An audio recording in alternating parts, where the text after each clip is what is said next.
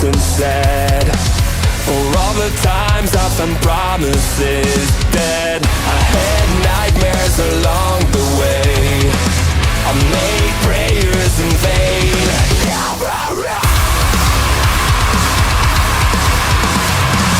I've waited so long to catch my breath. I'm awake, I'm alive. You made me alive. Never mind, I survived. Time after time, through the pain I feel,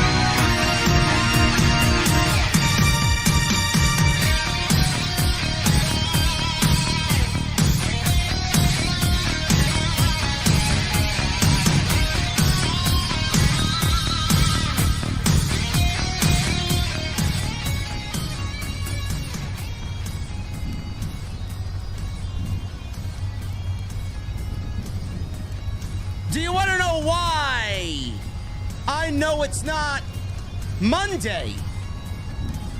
There's no red skies. It's a Wednesday. We don't play Doc on Wednesdays, man. Very rarely.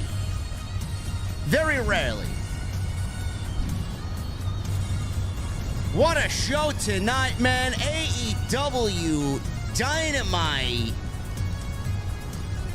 That was a tremendous show tonight, man.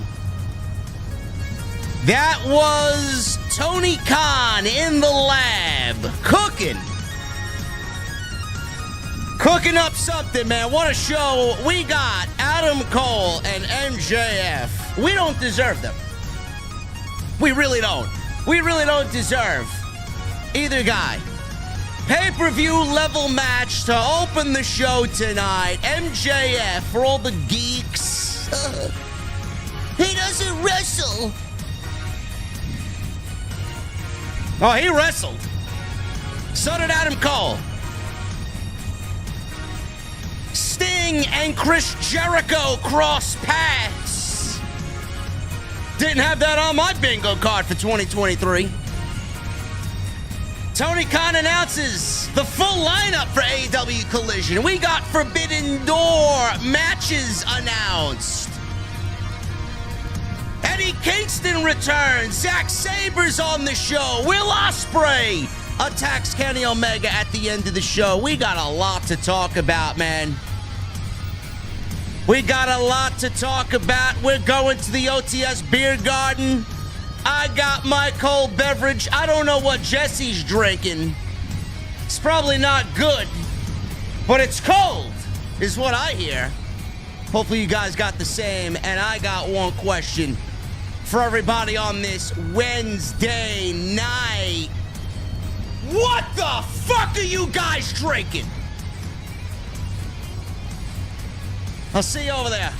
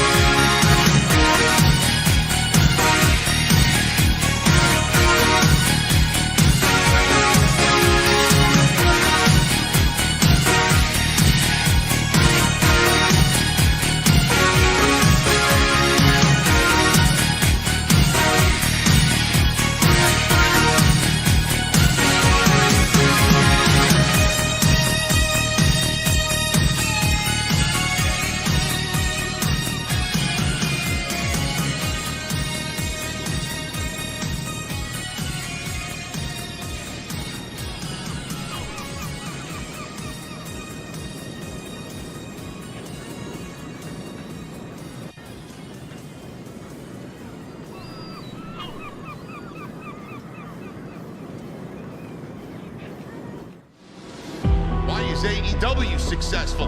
Why is Tony Khan running his promotion better than Vince McMahon and Bruce Pritchard are running Monday night and Friday night? Long-term booking.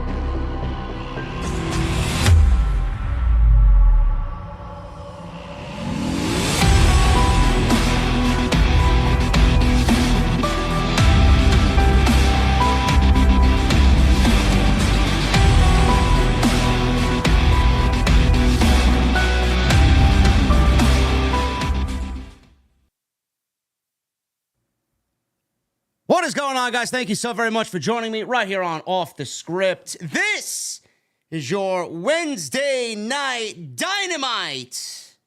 As Jesse's having problems already, man. I don't know why you come here, bro. You're already messing up my intro. Apparently, Jesse's not even in the fucking stream.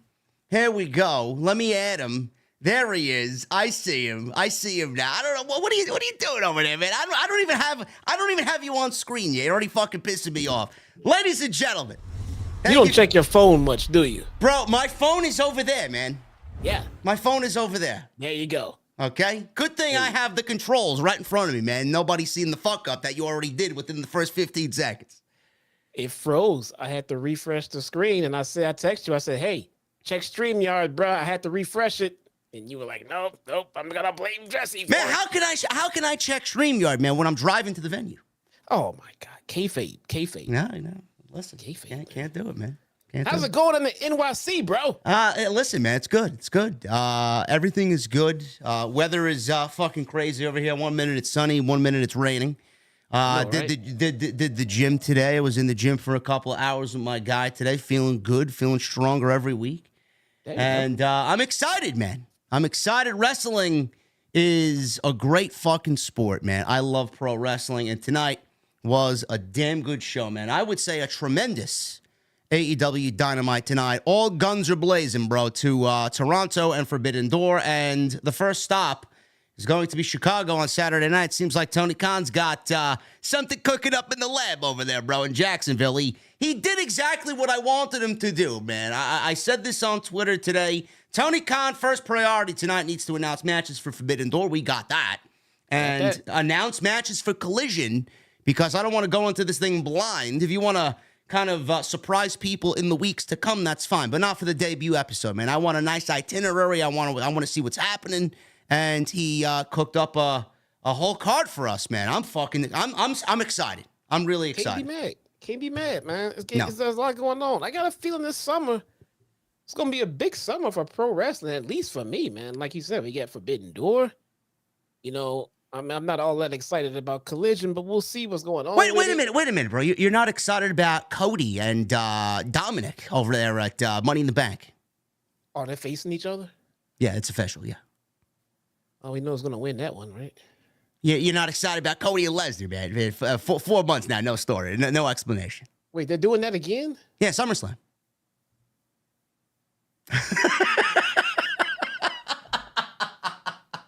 Well, what'd you think? What'd you think they were gonna do, man? You thought you're gonna get Roman and Cody at SummerSlam? Come on. Something interesting, something different. No? Cody's been gone for like a decade. They can't come up with Cody's got feuds? the bionic arm, man. He's fucking. He's got Lex Luger with the fucking 9 plates in his elbow. Oh my God! I feel like there could be fuse up the woo-ha for this guy right now. He's been stuck to the last 2 people. He's got Roman and Brock. Everyone else has been like filler matches in between here and there. Listen, I don't know what to tell you. Triple H ain't cooking anything up over there, man. He can't. Vince McMahon is too heavy-handed in the kitchen. I saw a report from Fightful, I think it was yesterday or something like that, that Vince was calling in the show on the phone, and they were reporting this. And then people in the replies were like, "Oh man, maybe Vince is still running the show." I'm reading these replies like, the fuck? We've been saying this shit for months. Bro, look at the content you're reading. Fightful's audience are half-witted idiots. Man. I mean, they don't believe anything, man. These are the people that call us fucking conspiracy theorists, and it's right in front of their fucking face. Now, it's not true. Vince, it's not true unless Sap reports it. Now, for the first time since I don't have fucking eyes. Back, now Vince is trying to run the show. Yeah. Since Fightful reported it, is that what it is? Sure. You know what he didn't report was how banger of a show this was going to be, man. Holy shit. Wow. I was, we'll start at the top because it was obviously I would say the most intriguing thing going into this show tonight on what was announced beforehand. Adam Cole and MJF. This was a eliminator match. What that means for the AEW noob out there, this is Vince McMahon's favorite thing when he was in charge. Championship contender matches is basically what it is. The challenger fights the champion, and if the challenger beats the champion, he gets a world championship match at a later date. I hate that.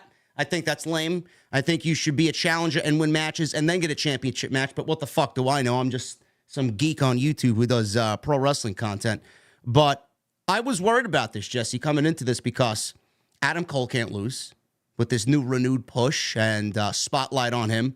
MJF can't lose, period. I don't know where the fuck he's going to lose that title, but he ain't losing in a non-title match, I'll tell you that. And I was concerned that this match was actually happening 1 week after a tremendous promo segment between the two. Little soon. The general consensus on social media today, and I felt the same way. It was a little too soon to have this match already 1 week after that tremendous back and forth that they had just 1 week prior. And I thought there was going to be some shenanigans, man. I thought there was going to be maybe a DQ or an interference or a red herring. I thought this was going to be, not a red herring, or a bait and switch, or a typical Vince McMahon bait and switch type of deal, where we get the match announced and then we don't get the match at all and some fucking bullshit happens. But we didn't get any of that, man. We got a legitimate 30-minute master class of fucking pro wrestling tonight. And for all the geeks out there, man, MJF doesn't wrestle, man. Fucking wrestle tonight. And if he wrestles like that on Dynamite when he's on, what the fuck do you want from him? What more do you want from him? Seriously. Yep. Bro, pay-per-view level fucking match. We really don't deserve people like MJF and Adam Cole in this sport. They are just tremendous at what they do, and they fucking killed it tonight. My only question is, how the fuck do you follow what they did tonight with a second match? Because they threw everything at you in that opening match tonight. Yeah, so it seems like for the second match, they already need a gimmick match. Yes, I don't like that. Yeah, so they already got to go to the gimmick match. I stand by what I said last week, and the match shouldn't have been booked. The match shouldn't have been booked. The feud should be going on for absolute sure, man. Absolutely. But I'm not booking the match on a random Dynamite. Now, that being said, after watching the match that we got, okay. Yeah. I'll take that. That was fantastic, man. Yeah. No one looks weaker. They both look stronger coming out of it. Obviously, MJF is the top guy, the main event guy, and Adam Cole in this match, not that he needed to do it, but he just proved and solidified that he is a top world title contender. So it all worked out, and we do need to see more of it. And they did give us a pay-per-view level match, 30 minutes, commercials included, big spots, a lot of heat. Crowd into it. This was everything. This was a pay-per-view main event match, minus the title opportunity. So this was fantastic stuff, man. Yeah, speaking of the crowd, Washington D.C. was fucking lively and energetic tonight. They killed it tonight. So I wish that was almost every week, but we can't be so lucky. They killed it tonight, and they really added to that match overall. I thought it was great. We'll get to the ending. I thought the ending, it might have left a bad taste in people's mouths, but I loved it. I thought it was great. And I think this is the best possible outcome. Yes, absolutely. For this match. Yeah, no doubt about it. So we'll get to that in just a little bit, but what a tremendous match for Adam Cole and MJF. And I'm looking forward to seeing how they follow that up with match number 2. Adam Cole does not have a Forbidden Door match yet. I don't know what's going to happen with him, but Jesse, MJF has an official match for Forbidden Door, and he will be defending the AEW World Heavyweight title against Hiroshi Tanahashi. Now, I know a lot of people, I've said this quite a few times over the past 2 weeks. If MJF does not work the show, I'm not going to really mind because, he's not losing the championship, and it's really a predictable match, but at the same time, do you want to leave your most important person, your world champion, off the show in a situation where all talent should be all hands on deck? Everybody should want to be a part of that show. So I was like, well, if he's not defending the championship, I mean, who gives a shit? I mean, if he doesn't want to work the show, who gives a shit? There's so much more talent on the show that I think we'll be fine without MJF being put in a predictable situation. But I do stand by that because I don't want the title in a predictable situation. I'm glad he's not putting the title on the line in a fucking winner-take-all match with Sonata, with the IWGP World Heavyweight title. So I'm glad that they did move on from something like that. But I feel like with this match announced, man, how could you not be excited about this? I mean, MJF is one of the best wrestlers on the planet. Hiroshi Tanahashi's a fucking legend. They're going to kill it at Forbidden Door. Why wouldn't anybody be excited about this match? Who gives a shit if MJF is on the show or not? We're getting a classic, and it's going to be great. It is. It's going to be great, man. And the last time we saw Tanahashi, He looked like he was in fantastic shape with what, Jericho, was it? No, did he wrestle Jericho? I know he wrestled Moxley last year. Moxley. Yeah. Moxley. Yeah, I mean, I don't know. I just hope MJF doesn't completely outclass him. I mean, but all kidding aside, Tanahashi did not look to be in the shape that we anticipated that he would the last time we saw him. And I think MJF is going to make that look a lot worse now. But You think MJF is going to expose Hiroshi Tanahashi? I mean, the thing I will give MJF, what I do like about him, he can adjust his work rate to his opponent so that it's not too one-sided. But Tanahashi, I mean, he seems to be, obviously past his prime. I just don't know how he's gonna, synergize in a match with MJF, who's literally in his prime right now. So I'm hoping the match comes out great, but I was hoping they would have found a better opponent for him if they're gonna put him on the card. So maybe one a little bit less predictable. Maybe I don't know. It's all about the wrestling, though, man. Forbidden Door is all about the wrestling. There's a little bit of a story there with MJF calling them a rinky-dink fucking indie promotion and low budget and all this other shit. Absolutely. Hiroshi Tanahashi's a fucking legend and a leader in that locker room over there. So, there is a little bit of a story there, a little bit of a dialogue. But, I mean, at the end of the day, these two are going to go out there, have a killer match. If Hiroshi Tanahashi's a couple of steps off from where he, really should be, so be it. We're getting MJF and Hiroshi Tanahashi. When's the next time that we'll see that match ever happen again? So, I mean, take it for what it's worth and enjoy for what it is, I say. Yeah, I see the New Japan fans speaking up, man. And, maybe I don't watch enough New Japan. I mean, but I'm just going based off how I saw him last in AEW against Moxley. You're not wrong. I know. Listen, man, the elitists are going to be out there and they're going to be like, oh, you don't watch New Japan. But I agree with you, man. He did look a step off. He looked old. He looked his age. Yeah, he looked a little bit older. So, I mean, maybe it's on me for expecting a younger looking Tanahashi than what everyone else has been used to. But to someone who doesn't watch him every week, when you look at him for the first time, then you've seen him in a couple of years, it looks like age has kind of caught up with him a little bit. So to see him in the ring with the current AEW World Champion, to me, it's not like that's a match I wanted to see. It was like, okay, let's see what they can do, man. But my anticipation for a Tanahashi match has severely dropped since he was in the ring with Moxley. Well, let's see what MJF does with him. I think MJF is going to bring a better match out of Tanahashi than Moxley did. I think MJF's just more of a complete wrestler. And maybe that's the style that Tanahashi wants to work. I don't know. So we'll see what happens on the 25th. But I'm excited about that match, even though MJF is defending the championship, and I was against that for predictable reasons. I would rather have MJF on this show than not have MJF on this show. Oh, yeah, I agree. The other big thing before we get into the breakdown of the show tonight, which I thought was tremendous, the other thing that I want to talk about is something that I did not see coming, Jesse. We got Chris Jericho, who, by the way, looked fucking great tonight. He looked like he was fucking 10 years younger than what he was. He looked fantastic tonight. He's out there, and he confronted Sammy Guevara after a interview with Renee, with Sammy and Renee in the ring. Now, Sammy Guevara, bro, he's been up and down, left and right. Heel, babyface. It seemingly felt like they didn't really know what to do with him or what type of role he should be playing.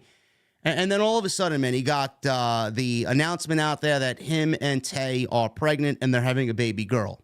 And now it seemingly looks like they're going to go full-fledged with a Sammy Guevara babyface run. So he's out there. He wants the world championship. He says that it's going to be, a situation where he will be holding a world championship. He's going to have his wife, he's going to have his daughter, and he's going to have a world championship, and he's going to be happy. And Darby Allin comes out to interrupt him, and he has some choice words for Sammy Guevara, and he confronts Sammy, and then he told Sammy that none of what you want can happen unless you leave the JAS, which then brings out Chris Jericho. Jericho gets in Sammy Guevara's face, and they go back and forth. And then out comes Sting.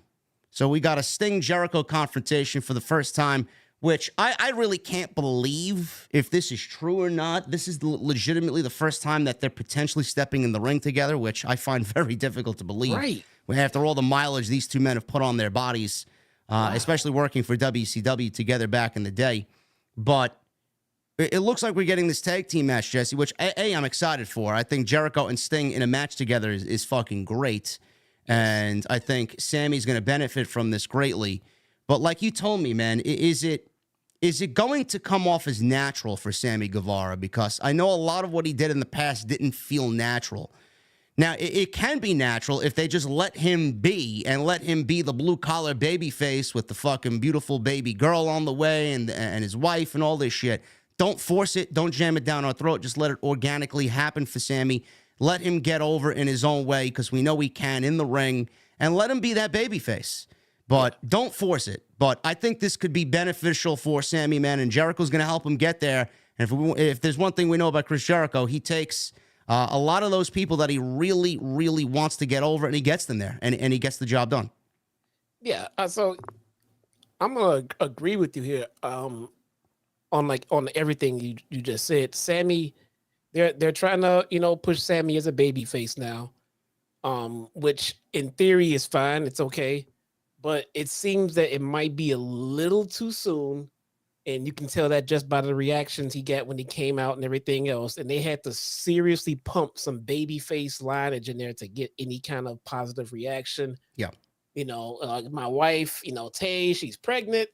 Can I get a yay? It's gonna be a girl. The one line that got me, bro. They had Darby come out there and say, "Well, the fans are really loving you lately." Like, really, guy? Yeah. I didn't need that line there. They're like, we are. I mean, some of us are. Well, I heard majority boos when he came out, and then Darby comes out. The fans are really loving you out here, man. Like, what? Yeah.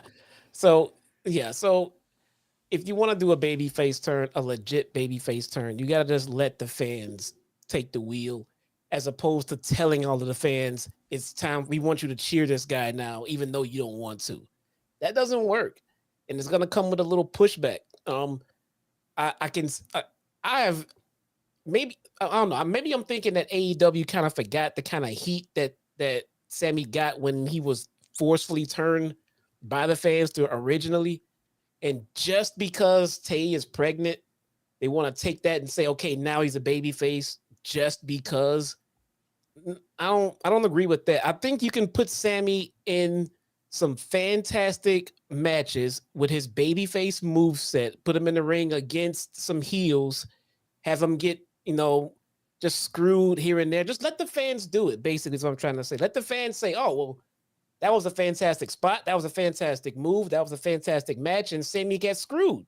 Poor Sammy. He gets screwed. We don't like that Sammy gets screwed with that effort. So we're going to start to cheer him a little bit. As opposed to, like you said, marching Darby and Sting out there and say, the fans are liking you. Yeah. Yeah. Now let's bring out Jericho and crap on the fans. We'll have them cut my music early. The fans hate that. We'll have me, piss on them. The fans hate me. You're forcing it. Bottom line is you're forcing it, and I think you were already so close to getting what you wanted. There was no need to force it. Yeah. It's gonna be very tricky to get Sammy where he needs to be because of all the back and forth and the hesitation on him. Jericho's gonna do it. I trust Jericho more than most, and Jericho has a special gift with talent just to get them over where they need to be. And I hope that the fans really take to Sammy, because I do think that he's got it within him to be a great babyface for AEW. And I want to see him succeed after so many failed attempts. Now, the one thing I don't want to see happen is the storyline, if it really does go with Jericho and Sammy, where he's got to battle the JAS and he's going to get kicked out and he's got to fight this one and that one. Just keep it with Jericho and keep it very streamlined with Jericho and let Jericho do his job and not muddy it up like everybody else that's wrestled Jericho and had to go through the JAS. I don't want to see that. We've been there, done that, and I think we should move on different with Sammy.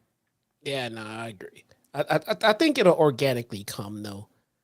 I don't think there's a need. I don't know if there's some kind of urgency to get Sammy turned, but I mean, if not, just wait for it, man, because it'll get there with his in-ring work. Sammy's moveset is a babyface moveset. So yeah, I think it'll work out. But, guys, I am going to get into the breakdown of the show with Jesse in just a second. I want to thank you guys for showing up tonight. We got 1,800 plus in here. I would love if you guys show some support. Make sure you hit that thumbs up. We got 450 likes. I would love to get that as close to 1,000 as possible. Super chats are open. Get them on in. We'll hang out at the end of the show like we usually do. Go check out all the other videos that you might have missed on the channel. My guy Andrew Baydala and I launched a new show on Tuesday nights. Episode 1 was last night. We talked about the whole CM Punk Collision ticket sales and fan reaction to his return. Our new show is called TNT, Tuesday Night Titans. Go check that out. And it's on the homepage right now. Thank you for all the overwhelming positivity on the debut episode. We will continue to do that weekly, and adjustments will be made to the format, and it's going to be a fun time on Tuesday nights, man. I've been missing some content on Tuesday nights because I don't really cover NXT anymore because NXT is just a complete waste of my time. But hopefully you guys go check that out and enjoy the content that Andrew and I are going to put out on Tuesday nights. So if you missed that, it's on the homepage. Hit that subscribe button. Turn on that bell. You guys know the deal there. Memberships are open. Get them on in. Follow me on social media at JDfromNY206. You guys can follow Jesse as well at Chi-Town Smark. Jesse, what's going on in the land of Impact lately? Is it as exciting as AEW was tonight? I wouldn't say that exciting. Oh, boy. Tonight was pretty damn exciting, man. But nonetheless, I'm still getting my feet wet over here in the Impact Zone, and stuff is picking up, man. I meant to text you, I forgot about it. But if there's a match to go back and watch from Against All Odds, Masha Slamovich versus Killer Kelly in a dog collar match. Really now? Yes. Killer Kelly's a fucking beast, bro. She is a fucking killer, man. You know, I don't know how they let her go, man. WWE, they just let her go. What ridiculous. What a loss. Yeah. What a loss, man. Her and Masha killed it. So that's a match to go watch. That's a match where I don't care what brand is your favorite brand of wrestling. That's a match to go watch. Killer Kelly versus Masha Slamovich at Against All Odds. Go check it out. It's probably on YouTube somewhere. You know, this Friday, This Friday, House of Glory will be premiering on the Premier Network. They're no longer on Fight TV. You know who is going to be at that show, Jesse? Mike Bailey. No way. Mike Bailey. I'm going to be calling a Mike Bailey match. Speedball Mike Bailey at House of Glory. And also, Vikingo is on that show, wrestling my guy, Charles Mason. What a show that's going to be. So if you guys want to watch him, House of Glory on Friday night, man, I know it's airing right during SmackDown. I will not be live with the SmackDown coverage on Friday, but Saturday I'll be doing the SmackDown coverage. Friday will be on Premier Network, House of Glory. So I figure you get a kick out of that, man. Mike Bailey, he's a fucking great wrestler, too. He is pretty good. So, I mean, yeah, look, I am definitely trying to open up a few eyes to Impact, but I'm not gonna sell you guys on bullshit. I'm not gonna tell you, oh, this was awesome. You gotta watch it. If I'm gonna come here and push a match, I'm gonna make sure it was worth it and it was worth your time. And I'm telling you right now, no one listening to me is gonna go watch that and then say, well, that was a waste. That was weak. No, this was good. This was really fucking good, and you're gonna enjoy it. If you enjoy women's wrestling, if you enjoy watching two fucking women get gritty and get down and fucking fight and get the pushes they don't get pushed, but they get the pushes they don't get on WWE or AEW, go check out this match right here. This was awesome. There you go. I believe you, man. Slamovich is fucking great too, man. I called two of her matches actually in House of Glory, and she is a fucking psychopath, man. Holy shit. They are fucking, and now imagine them in a dog collar match, man. I believe, I don't know if she's still the GCW World Heavyweight Champion. She won that World Championship over there. Is she really? Yeah. I did not know that. She does the whole deathmatch thing over there, yeah. I did not know that, man. So, yeah, once in a while, when I find a real gem, I'm going to say, hey, go check this one out or go check out my review of it. Either way, you won't get disappointed, man. Other than that, I'm getting some pretty consistent storylines, some pretty decent wrestling, which is all I ever really asked for out of Rampage and out of ROH and out of Dark. So I'm happy. There you go.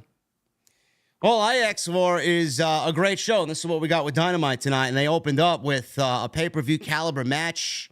This was given away on basic cable, and it should have main evented any AEW pay-per-view across the entire year, and that's exactly what we got tonight. A 30-minute draw between MJF and Adam Cole, baby. MJF early on was mocking Cole. He did the Jared strut, or who invented that? Jared Flair. You guys know the fucking strut. You know, he did the Rick Rude hip swivel, fucking Val Venus hip swivel, man. He's what fucking dick. He was trolling it up tonight, man. You gotta love it.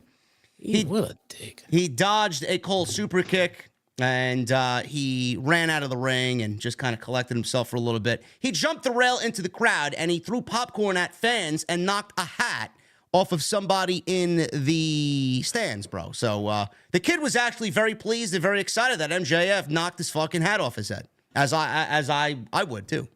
I'm sure he complained later. He didn't try to cancel him. He didn't try to fucking get in touch with Tony Khan. Oh my God, my feelings were hurt. Somebody, we better get Brody's wife out there, man. We better get Amanda out there. He threw tequila on me. Yep. Fuck out of here. Back inside, MJF got an eye rake on Adam Cole, but started trash talking. Took a little bit too long with the trash talk. Cole turned on him and backdropped MJF to the floor. MJF tripped up Cole on the ring apron, targeted the left arm, trying to soften it up, obviously softening it up for the salt of the earth finish. MJF drove Cole into the mat, pump handle, half Nelson driver, and all of a sudden, bro, he starts mocking Shawn Michaels and does the Heartbreak Kid pose in the middle of the ring that HBK used to do during his ring entrance. And then he signaled for sweet chin music as he was tuning up the band. Gotta love it. Gotta love it. He wasn't done there, man. He went back to him again a little bit later. He fired off a super kick to Cole, and he blocked sweet chin music, busted open MJF's mouth. So MJF was bleeding from the mouth just a little bit after the super kick. Cole was battling back with some offense. He was working on MJF. He got a backstabber for a near fall 2 count. MJF avoided a Panama Sunrise, but Adam Cole turned and dodged a MJF heat seeker. MJF answered back with a nasty double underhook shoulder breaker. I never seen MJF do that in AEW. It looked fucking great. But as he tried for another one, Cole hit a brainbuster and followed with his typical Ushigoroshi for a 2. So Adam Cole wanted a big move on the apron here. I don't know what he was going for. It looked like he was going for a Panama Sunrise on the fucking apron. MJF immediately countered Adam Cole off the top rope. He got him in a tombstone pile driver, and he nailed him on the ring apron with the tombstone pile driver. It sounded fucking vicious, and we go into a commercial break off the tombstone on the apron. MJF let Adam Cole get back into the ring, and Cole tried to recover. He did. He went for the boom. MJF took him out with a big lariat, big double down for both of these guys. Crowd is loving it. So then both men took turns countering submissions from one another. One was a crossface by Cole, salt of the earth by MJF, ankle lock, label lock, back and forth. They were trading submission holds. MJF spiked Cole with a heat seeker, and Bryce Remsburg checked on Cole. MJF then goes to the outside and clears off the timekeeper's table, and he set Cole up on it. MJF goes to the top rope, and he hits a big elbow drop from the top rope through the table, and crowd was chanting, holy shit, holy shit.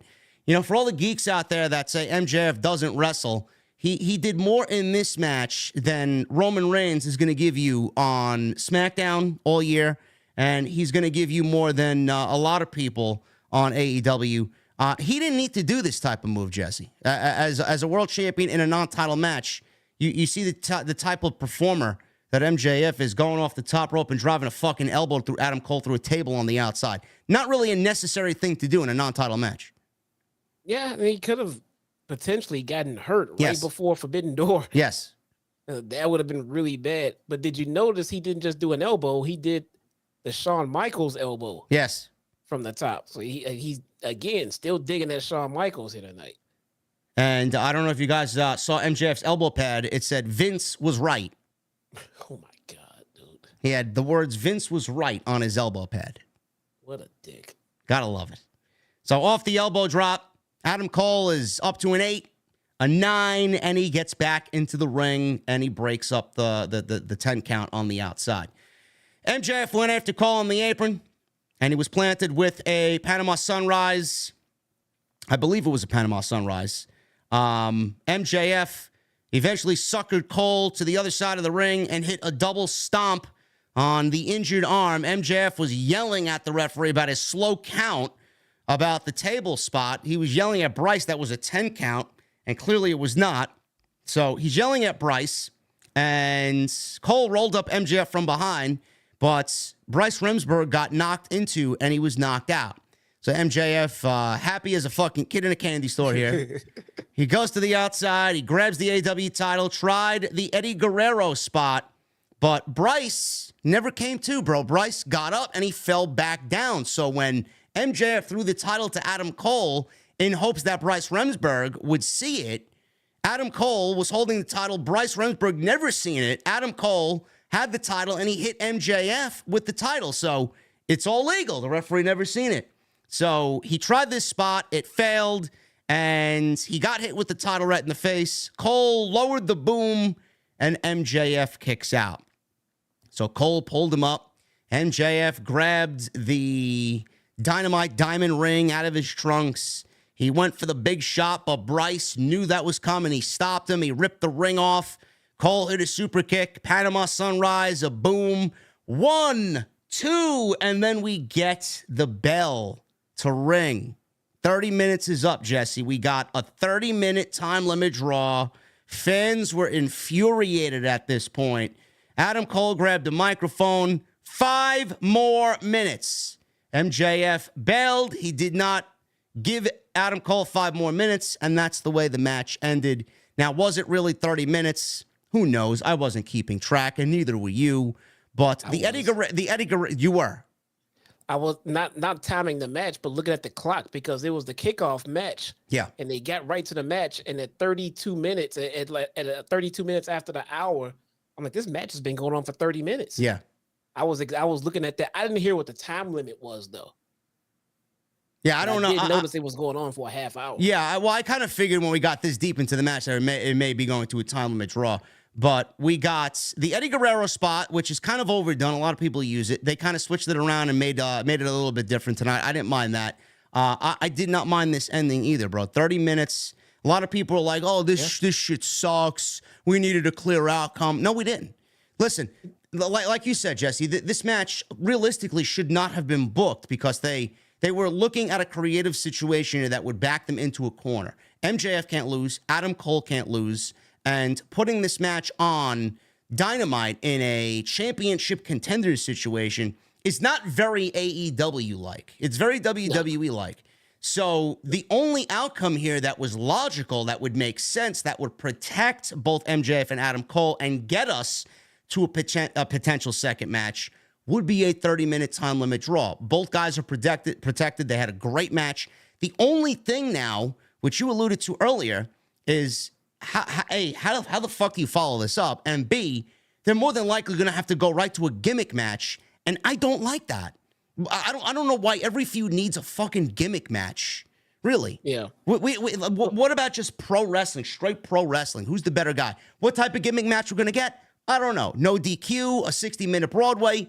I don't know, but we've seen that. I just want these guys to wrestle with no bullshit behind it. Yeah, I mean, so for the ones who said, "Oh, well, we should have gotten an ending, a definitive ending," we actually did. We got a definitive. If you just look at the match and how it ended, Adam Cole won the match. I mean, he had him beat. That was it. The only reason it didn't happen is because time expired. 5 more seconds and Adam Cole would have won the match clean. So that's the story. That's the story. The only way MJF did not lose this match is because time expired. Adam Cole, for all intents and purposes, out-wrestled him and beat him. He just doesn't get the credit for it, and he doesn't get the title match. he has to find another way to get to a world title match with MJF. I actually love this story. Yeah. I loved how it came out. You know, so I have nothing to complain about this match. I mean, in my perfect world, the first matchup would have been the pay-per-view matchup, but it seems they're gonna get us to that match in a different way. So let's see how we get there. MJF, this was the 4th time MJF wrestled on AEW Dynamite this year. We are only in June. We're in month 6. He's wrestled 4 times, so that's basically almost 1 time a month. I'm okay with his schedule, bro. He wrestled Ricky Starks, which was a banger. He wrestled Konosuke Takeshita, which was a fucking banger. He wrestled in a tag team match with Sammy Guevara against Darby Allin and Jungle Boy, and now he wrestled Adam Cole. Every time he's in the ring, Jesse, and you know, a lot of people are like, oh, JD and Jesse suck MJF's dick. Listen, MJF is a generational talent. What he says is legit. You don't see people like MJF come around in this business. He's better than a lot of your fucking favorites. We have him for a very, very, you know, short time. You know, who knows? But the way he wrestles, man, and the schedule that he has, if he continues to wrestle like this, man, I don't give a shit how many times he wrestles a year or how little he wrestles a year. If he's churning out matches like this, I think this should shut a lot of people up, man. No, I don't care about how many. If you take MJF, if you take the whole package of MJF and you ask, what is the absolute best quality about MJF overall, everything that he brings to the table, what's the best thing that MJF does? Let's talk on the microphone. And he does that pretty much week in and week out.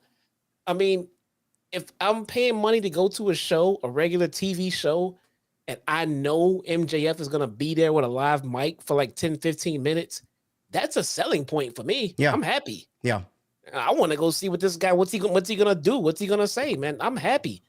Now, what's next after him talking on the mic and being a dick? Wrestling. That's the second best thing that he does because he's so good in the microphone. So if he's out there with a microphone every week and then he's wrestling once a month, first off, kudos to him. How many wrestlers on this planet will love to have that kind of schedule? Everybody. It's perfect. It's perfect. So he achieved it. He accomplished it and he got it. And then people want to talk shit about, oh, he doesn't wrestle enough. Look, dude, he's entertaining. He put butts in seats. He gives people what they want. Nobody wants to boo someone more than MJF right now. And when he does wrestle, it's meaningful and it's exciting and it's fucking fun. My God, is there nothing people won't complain about? And we're not on MJF's dick. You give someone props when they do great. I mean, the guy's killing it right now. How can you sit there and bash him? He is on top of, he's literally in the prime of his career right now. I don't even think he's in the prime of his career. He's going to get better. He's going to get better, believe it or not. Adrian V in the chat says MJF can afford a loss. Bro, I don't know what the fuck you're smoking. MJF cannot lose, period. He can afford a loss about as much as Roman Reigns can right now. Yes. Yes. This is the year MJF wins Wrestler of the Year. Mark my words. He will be number 1 over Roman Reigns this year. Just by the body of work that he's given us already this year. He holds 2 Match of the Year candidates himself this year already. Yeah, man. I don't know what else people want from him. Seriously. Start appreciating him a little bit more and stop fucking caring about his work schedule, because when he does show up to work, he's fucking putting in overtime plus some. Dude, wrestling once a month, twice a month is going to give us more MJF over the years. Yes. You can't go out there and work like... That's the most important aspect of it all, Jesse. He's preserving his body for longevity. Do you want MJF to, like, I don't even know if he wants to wrestle into his mid-40s. He may want to fucking retire. By the time he gets to 40, God bless him if he wants to. But yes, longevity, bro. That's what it's all about. It is, man. Look at the veterans around him. Look how Matt Hardy walks around in the locker room. It is terrible, bro. Holy shit. I mean, Jesus Christ. Have you seen Mick Foley walking? Kurt Angle walking? Big Show. I mean, dude, these guys put their bodies through pure hell every week for our entertainment. And now they can't get off the couch and go to the fucking bathroom without it being a whole task and a chore.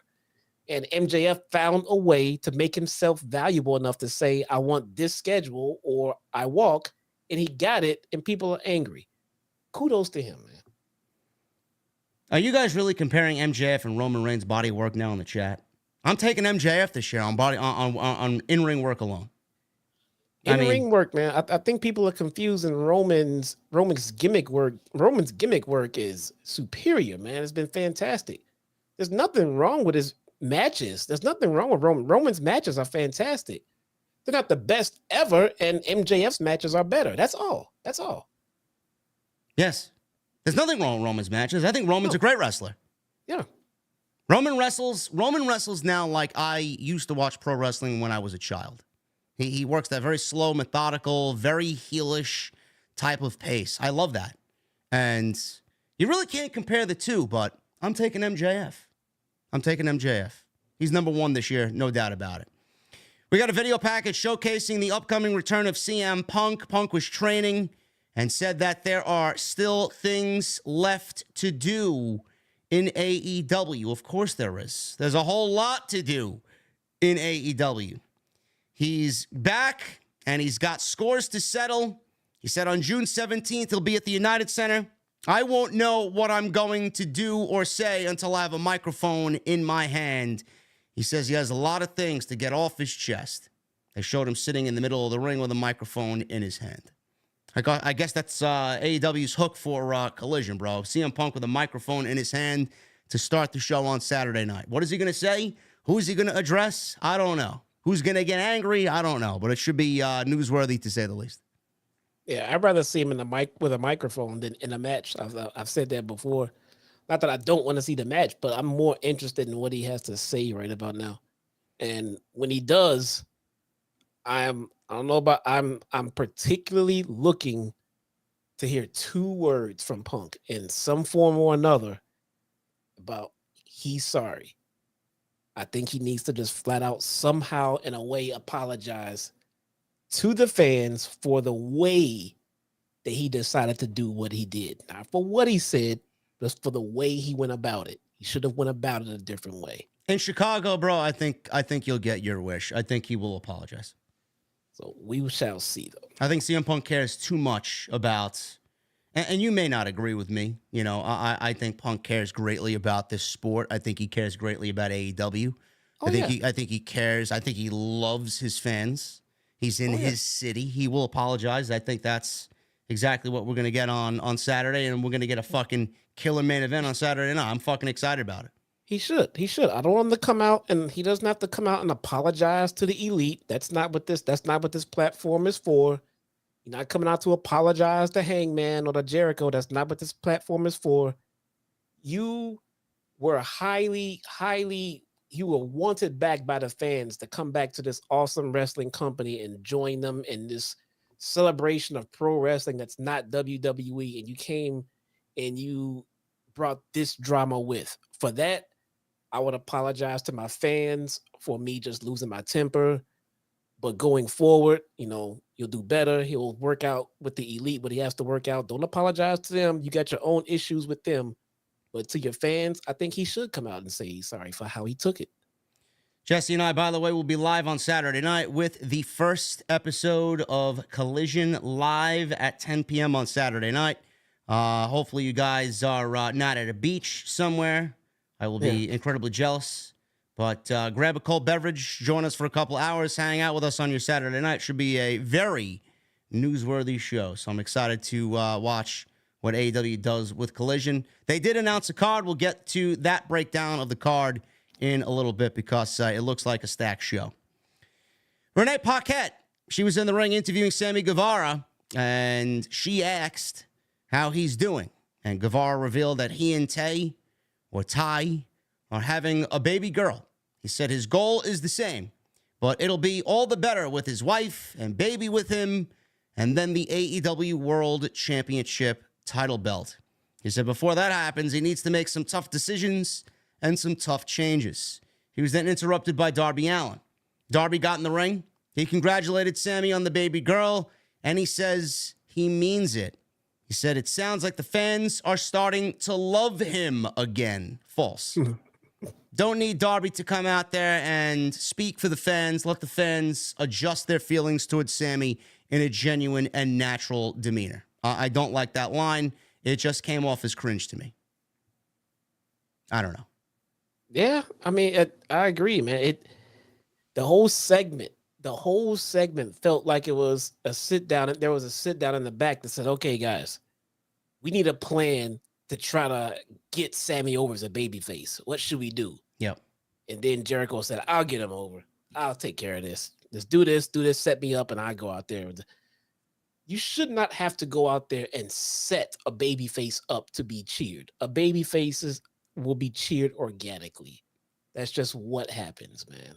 And your heels will be booed organically, and so will your baby faces if the fans don't like them. So I think it's asking a lot to tell the fans it's time to cheer Sammy because we say so.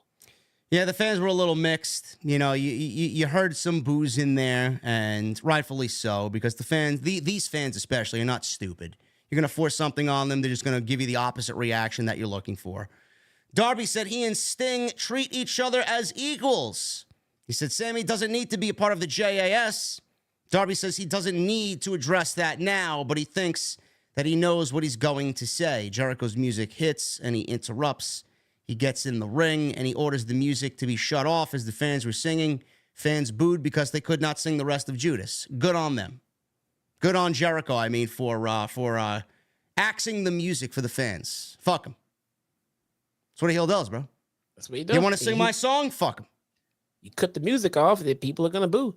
I've always said, too, if Jericho wants to be a heel, he needs to stop coming out to Judas. I don't think Come that's out with a different... happen. He has other music. Come out to a different song of his that's a little bit darker. And then when he goes back to Babyface, then go back to Judas. There's a couple of dark Fozzy songs. I don't know if they're really theme music worthy, but it is what it is. Yeah, give it to Mikey, man. I'm sure he can hook it up. I'm sure he can. But Jericho's out there, and fans are booing because Jericho shut the music off. So Jericho pointed his bat at Darby and told him to back off and mind his own business. Stop laughing. Jericho says he's been meaning to ask Guevara a question. He said during the 3 months he was chasing MJF for the world title. Jericho says, Sammy, you never called me.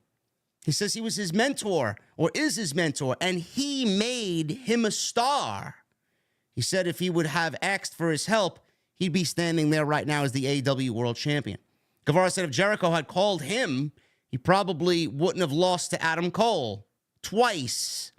Jericho said perhaps Guevara has been having delusions of grandeur.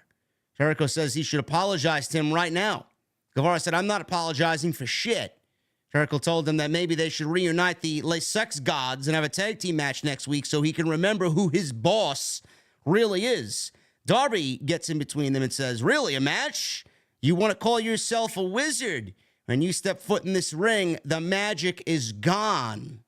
So the fans oohed and awed at that one. Jericho called him a mutant. He said maybe he and Guevara should beat the hell out of him right now. 2-on-1. Darby then said, oh yeah, I'm not alone. Sting's music hits. He comes out. Shivani's having a stroke on commentary. He walks out with the baseball bat in hand. And this legitimately, Excalibur says, is the first time Sting and Jericho have ever been in the same ring at the same time under any circumstances, which I find incredibly difficult to believe. That is crazy. That is a crazy stat. In 2023, man, who the fuck would have thought? Yeah. Jericho and Sting circled each other. Jericho put the bat on Sting's throat.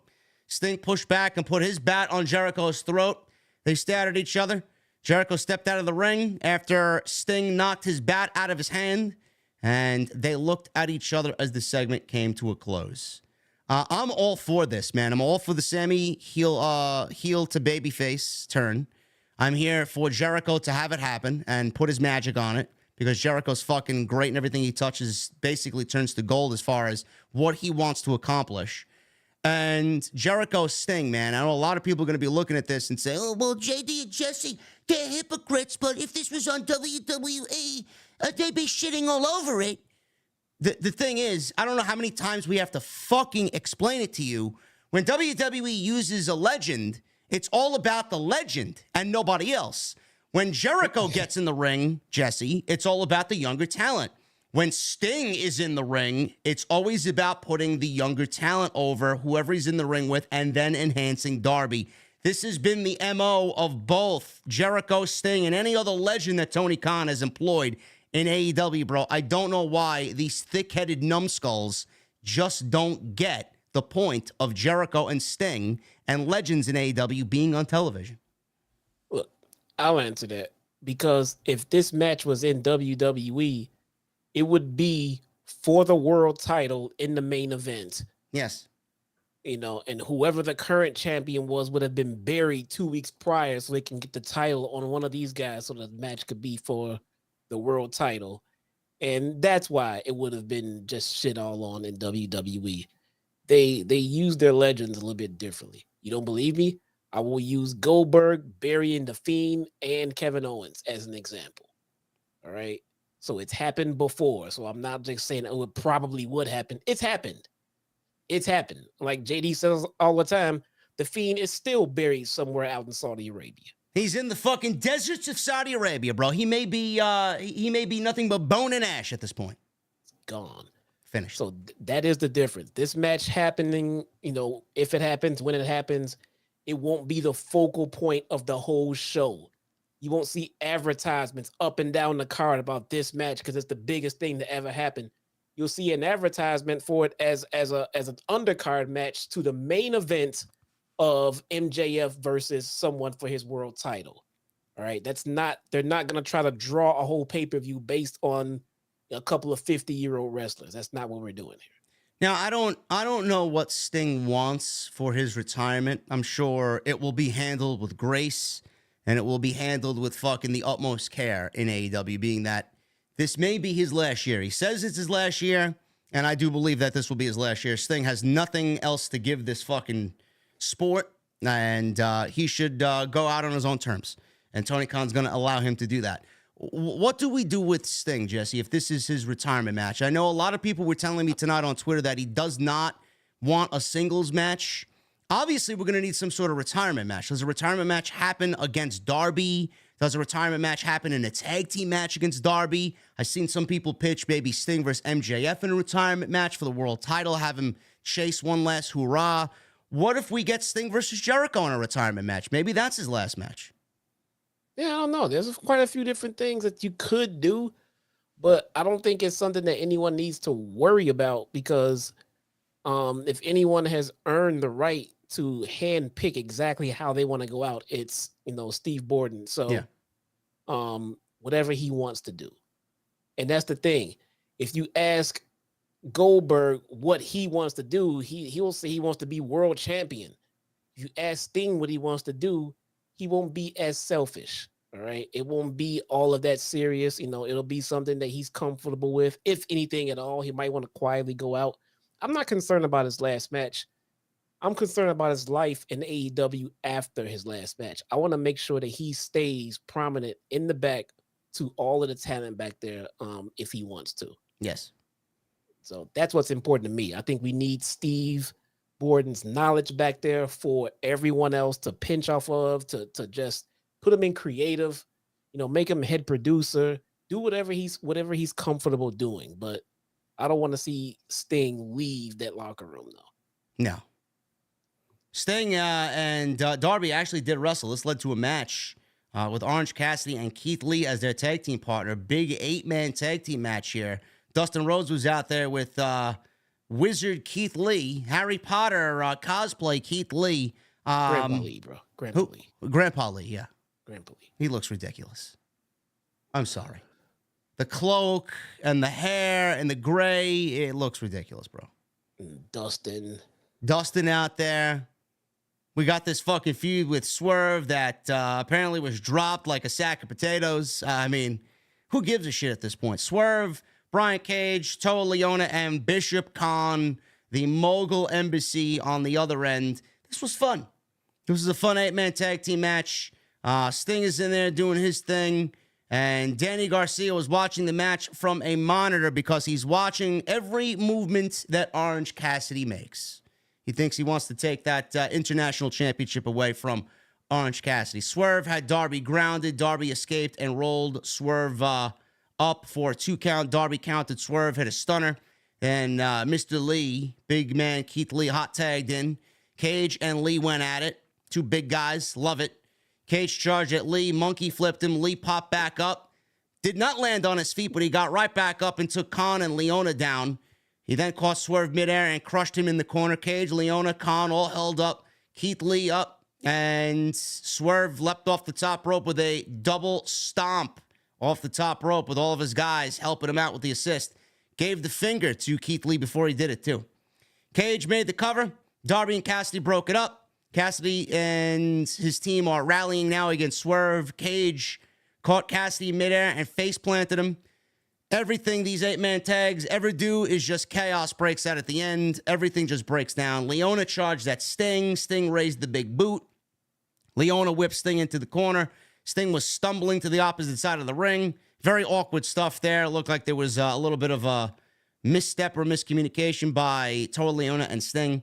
Leona knocked Sting down. Lee then dumped him to the floor. Swerve caught Lee with a big high kick. Lee brushed it off, chokeslammed him. Darby leapt onto a couple of people at ringside, and Sting and Cage then battled middle of the ring. Clothesline Cage, set up for the Scorpion Death Drop. Cage tried to counter. Cassidy in with a flying orange punch. Sting then hit the Scorpion Death Drop for the 1-2-3, and the babyfaces get the win. This was a little all over the place, Jesse. I didn't really find myself emotionally invested in this. This was a car crash, 8-man tag, fun stuff, but outside that, I didn't really care about any of the quote-unquote stories that were going into this match. It got a little sloppy at times, too. That it did. Fucking Hooligram in the chat just said that Keith Lee looks like fucking Moses. He does. He does. He should be parting the fucking Red Seas instead of wrestling on AEW. He does, dude. It's fucking, oh my god. But on Against All Odds, they had a match. It's called the 841 match. I never heard of it before, and it was the first time they had the match on Impact. So I don't know if they got it from somewhere else or what, but it starts off as an 8-man tag match. So there's 8 men in the ring, and it's a 4-on-4, tag match, and the winning team goes on to immediately have a fatal 4-way, and the winner of that match was the #1 contender for the world title. I like that. That's actually not a bad idea.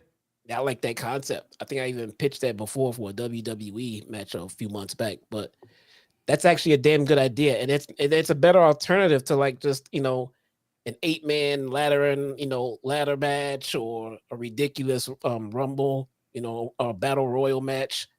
I did like this because it right away gives you a team that was just working with each other and forming alliances and everything like that. I think Impact kind of dropped the ball in their producing of that match. I think it could have gone a lot better and a lot longer, but I do like the concept though. I think that's something that more companies should do. That is a fantastic way to come up with a definitive #1 contender, or a vacant title or something like that. I do like that. Yeah, I'm really tired of the 8-man tags because they all kind of deteriorate into the same thing. It's like they start off decent and then it all breaks down into fucking chaos and the referee loses control. I don't even know who the fucking legal man is anymore. We've seen Orange Cassidy and Darby versus the Mogul Embassy. We've seen Orange Cassidy versus Swerve. Why not? Why haven't we seen, Jesse? Why haven't we seen Swerve versus Keith Lee in a one-on-one match? Did they just drop the entire fucking story? Are we ever going to cycle back to it? And if we do, who the fuck's going to care? It's been so long. Yeah, commentaries reminding us that these guys had unfinished business in this match, and I'm just sitting there like, why? Why is there unfinished business? What are they doing? Put them together. Finish the business. I mean, why did it not finish? I have no idea. No idea. This match should have been a Keith Lee versus Swerve match. I don't understand why we just dropped it out of nowhere and it continued on Ring of Honor and then they just fucking dropped it. All of a sudden we see Keith Lee teaming with Dustin Rhodes. Like, what the fuck? What a random ass pairing. Poor Keith Lee cannot catch a break from promoters, man. I don't get it. I don't understand it. Let's get him back to being Keith Lee, get rid of Grandpa Lee, and get him back to being the fucking killer he was when he was in the black and gold under Triple H. That's what we need. Did you hear Taz on commentary? Someone mentioned a cat in the match in some form or another, and then Keith Lee came around and did a big spot, and then Taz goes, "Oh, speaking of cats," I'm like, "Is he gonna call him Bearcat?" He goes, "Speaking of cats, here comes Keith Lee. He's a big cat, man." I was like, "Oh, come on, he was gonna call him Bearcat, bro." Exactly what he was, man. Bearcat Keith Lee. Rawr! The big Bearcat on his tights, man. It's like, holy shit. How to fucking kill somebody coming up from NXT in 10 minutes. There you go. And then people saying, "Oh, but Keith Lee picked this. This was Keith Lee's idea." Yeah, I remember that. Yeah, sure thing. Yeah. Sure thing. But then he went right back to Keith Lee when he left the company, right? Fuck out of here. Oh, it's Keith Lee's idea. Oh, you fucking kidding me? When Vince is running the show, who has a say in anything? If it was Keith Lee's idea, if it was genuinely Keith Lee's idea, Vince wouldn't have went with it. No. No. Just like all the geeks. Oh well, Nikki Cross, she came up with the superhero gimmick. No, she didn't. No, she didn't. What planet are you on? What show are you watching? No, she didn't. She had 10 other gimmicks that she came with. Yes, she came with 10 other gimmicks, and the 9 others that she came to with Vince McMahon that were actually decent, he didn't go with. He went with that one. Yeah. Fuck Doudrop picked this name change. Yeah. Yeah. When they tell you have to change your name and you get to pick from these 3, and then she picks one of the 3 that she's given, you can't come out and say, well, she picked this name change. It was probably the best of the worst.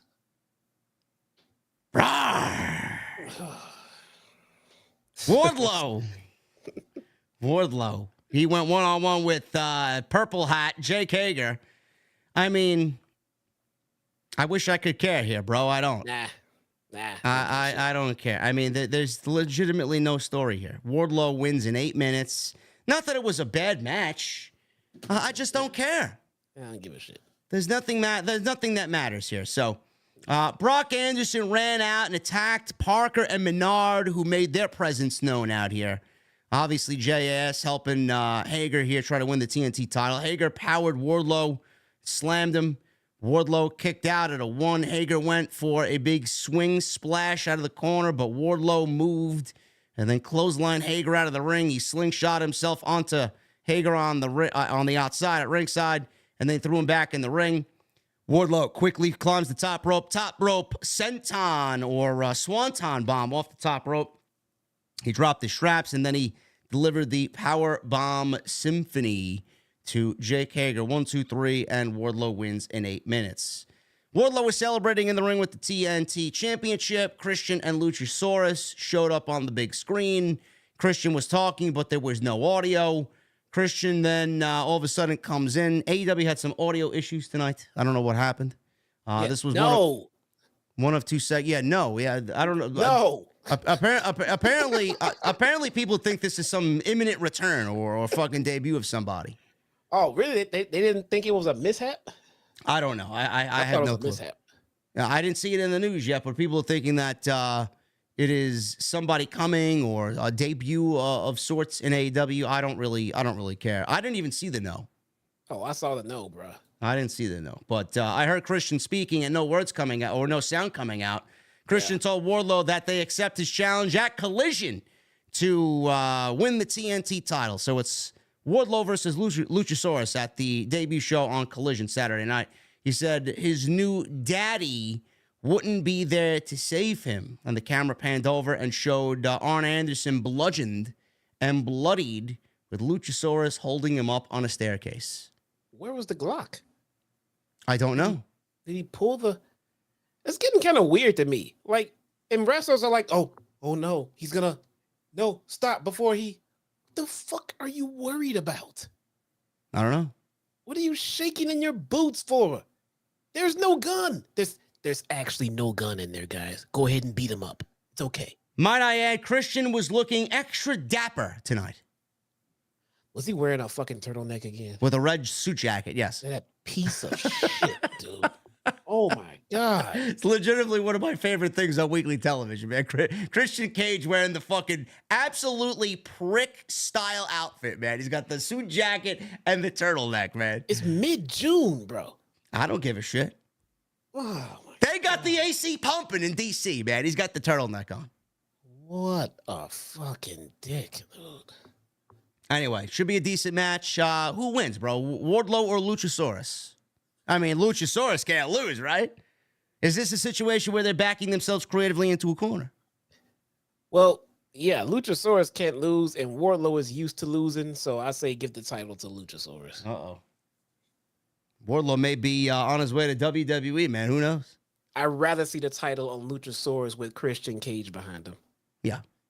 And also, now that we're, months removed from removing Luchasaurus from Jungle Boy, and when I thought it was just gonna be, I thought they were gonna get right back together because there were like little talk from Luchasaurus and all this other shit. But at the end of the day, I like this because Jungle Boy is super over and Luchasaurus can use a rub from Christian Cage and it's working. So I say put a title on him and then let him continue to be managed by Christian Cage and continue to use your legends the correct way.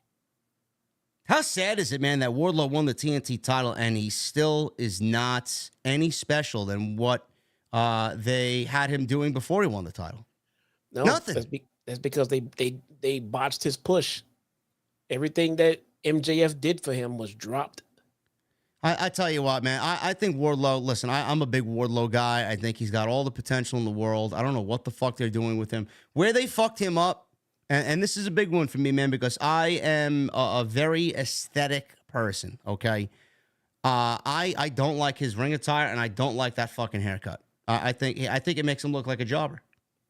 Yeah, my wife was in the room when I was watching this match. She said that his outfit was a little snug around the buns.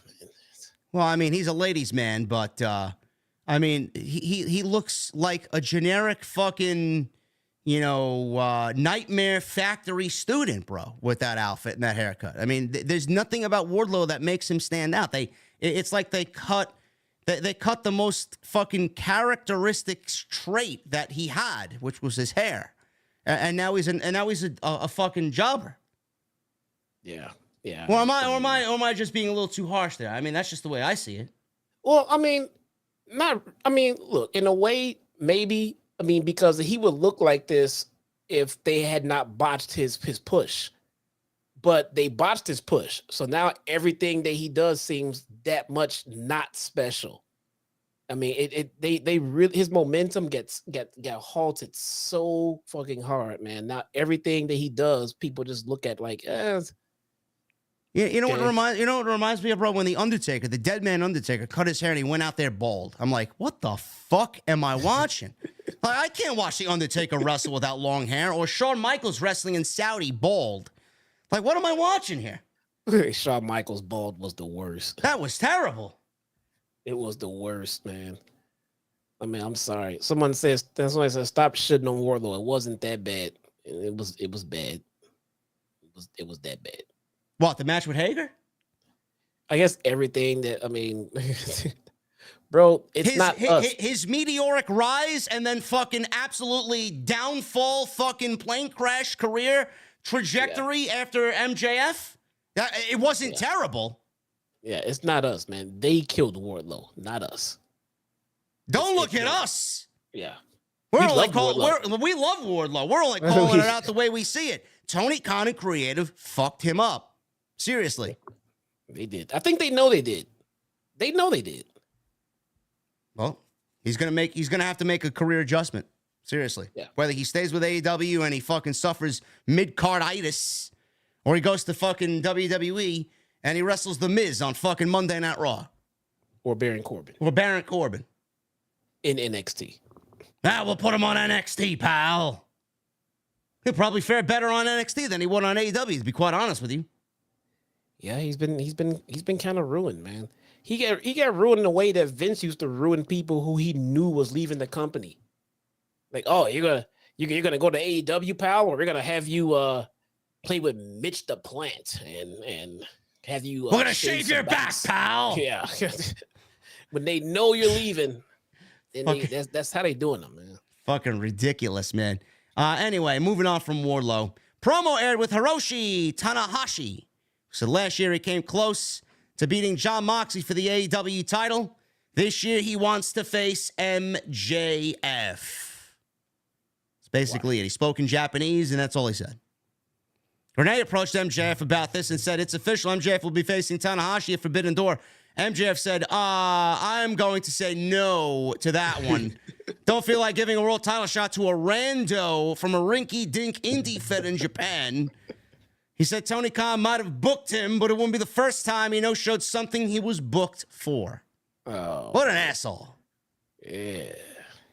What a dick. It's official. They had a graphic for it and everything. He's going to be in Toronto against Tanahashi for the AEW title. It's going to be great. But the title's on the line? Yeah. Oh, okay. There you go. Right. Add another date to the calendar of MJF wrestles. That'll be twice this month. In one month, bruh. Fucking geek. Oh, but he doesn't wrestle. It's twice in the month of June. It's more than Roman Reigns all summer. Go figure. We say this all the time, man. You want to keep someone special, keep them out of the ring all the damn time. That's why when Roman Reigns wrestles, it's special. Yeah. Same for MJF. No problem with Reigns. No problem with MJF. Yeah. Same for, hate him or love him, but same for Brock Lesnar. Bro, how many times did Mike Tyson fight in his heyday, man? How many, did he box every fucking week? Did he box every month? No, he could have boxed every month with him knocking everyone out in the first goddamn round. But a world championship, world heavyweight boxer, bro. How many times a year do they box? Two, maybe three, maybe. It depends on how far their fights go. If they go in 12-round slobber knockers, it'll be once a year. What about a UFC heavyweight champion? How many times are they in the octagon defending the world's heavyweight title? It depends on their fights. If it's a short one, Also, they have obligations. They have title defense obligations over in UFC and shit like that. But yeah, not that much. They don't fight that much, man. No, a couple of times a year at the most. At the most. I don't see you guys complaining about that. No, right? Nope. No, it's different. If pro wrestling can do something a little bit more sports centric, I'm all for it. You don't need random fucking MJF matches. Yeah, we're gonna put MJF in a 6-man tag tonight. No. Yeah, we're gonna put Roman Reigns in a 8-man tag tonight with the Bloodline. No, I'm sorry. No, we don't need that. How many times did you watch Conor McGregor fight? But my God, when he fought though, man, it was big shit. Shit's going down. And WWE's making the same fatal error with Seth Rollins. He's already defended the title against Damian Priest. He's got another open challenge on Monday against who the fuck knows who they're going to put in the ring against Seth Rollins. Then he's wrestling on Tuesday, Jess. He's wrestling Baron Corbin on NXT. He's defending the World Heavyweight title on fucking NXT, a developmental show against Braun Breaker. Yeah, Seth Rollins is headed for absolute definite burnout. Yeah. For sure. Factual information. Yes. You're going to get Rollins-itis eventually. Yep. If he doesn't get hurt. If he doesn't get hurt. At this rate, who knows? Tony Storm. Actually, no, before Tony Storm. This was definitely a Tony Brown match. Oh, my goodness. Ooh, boy. Renee interviewed Orange Cassidy backstage.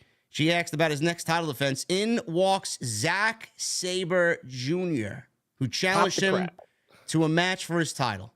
Garcia walked in and told Zack Sabre Jr. that he doesn't even work here. He asked Cassidy, where's your boy Shibata at?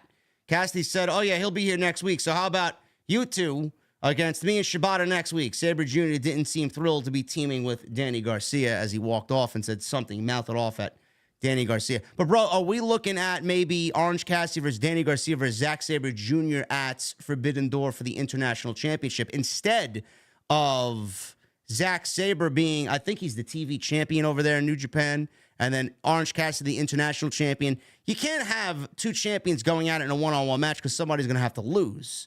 Yeah. So in comes Danny Garcia, and there's your outcome, bro. Danny Garcia would take the pinfall in that triple threat match. Well, If that's what we're getting, and that's what kind of what they teased. Yeah. Brilliant. Take my money. There you go. You know, that's gonna be a fantastic wrestling match right there. Yeah.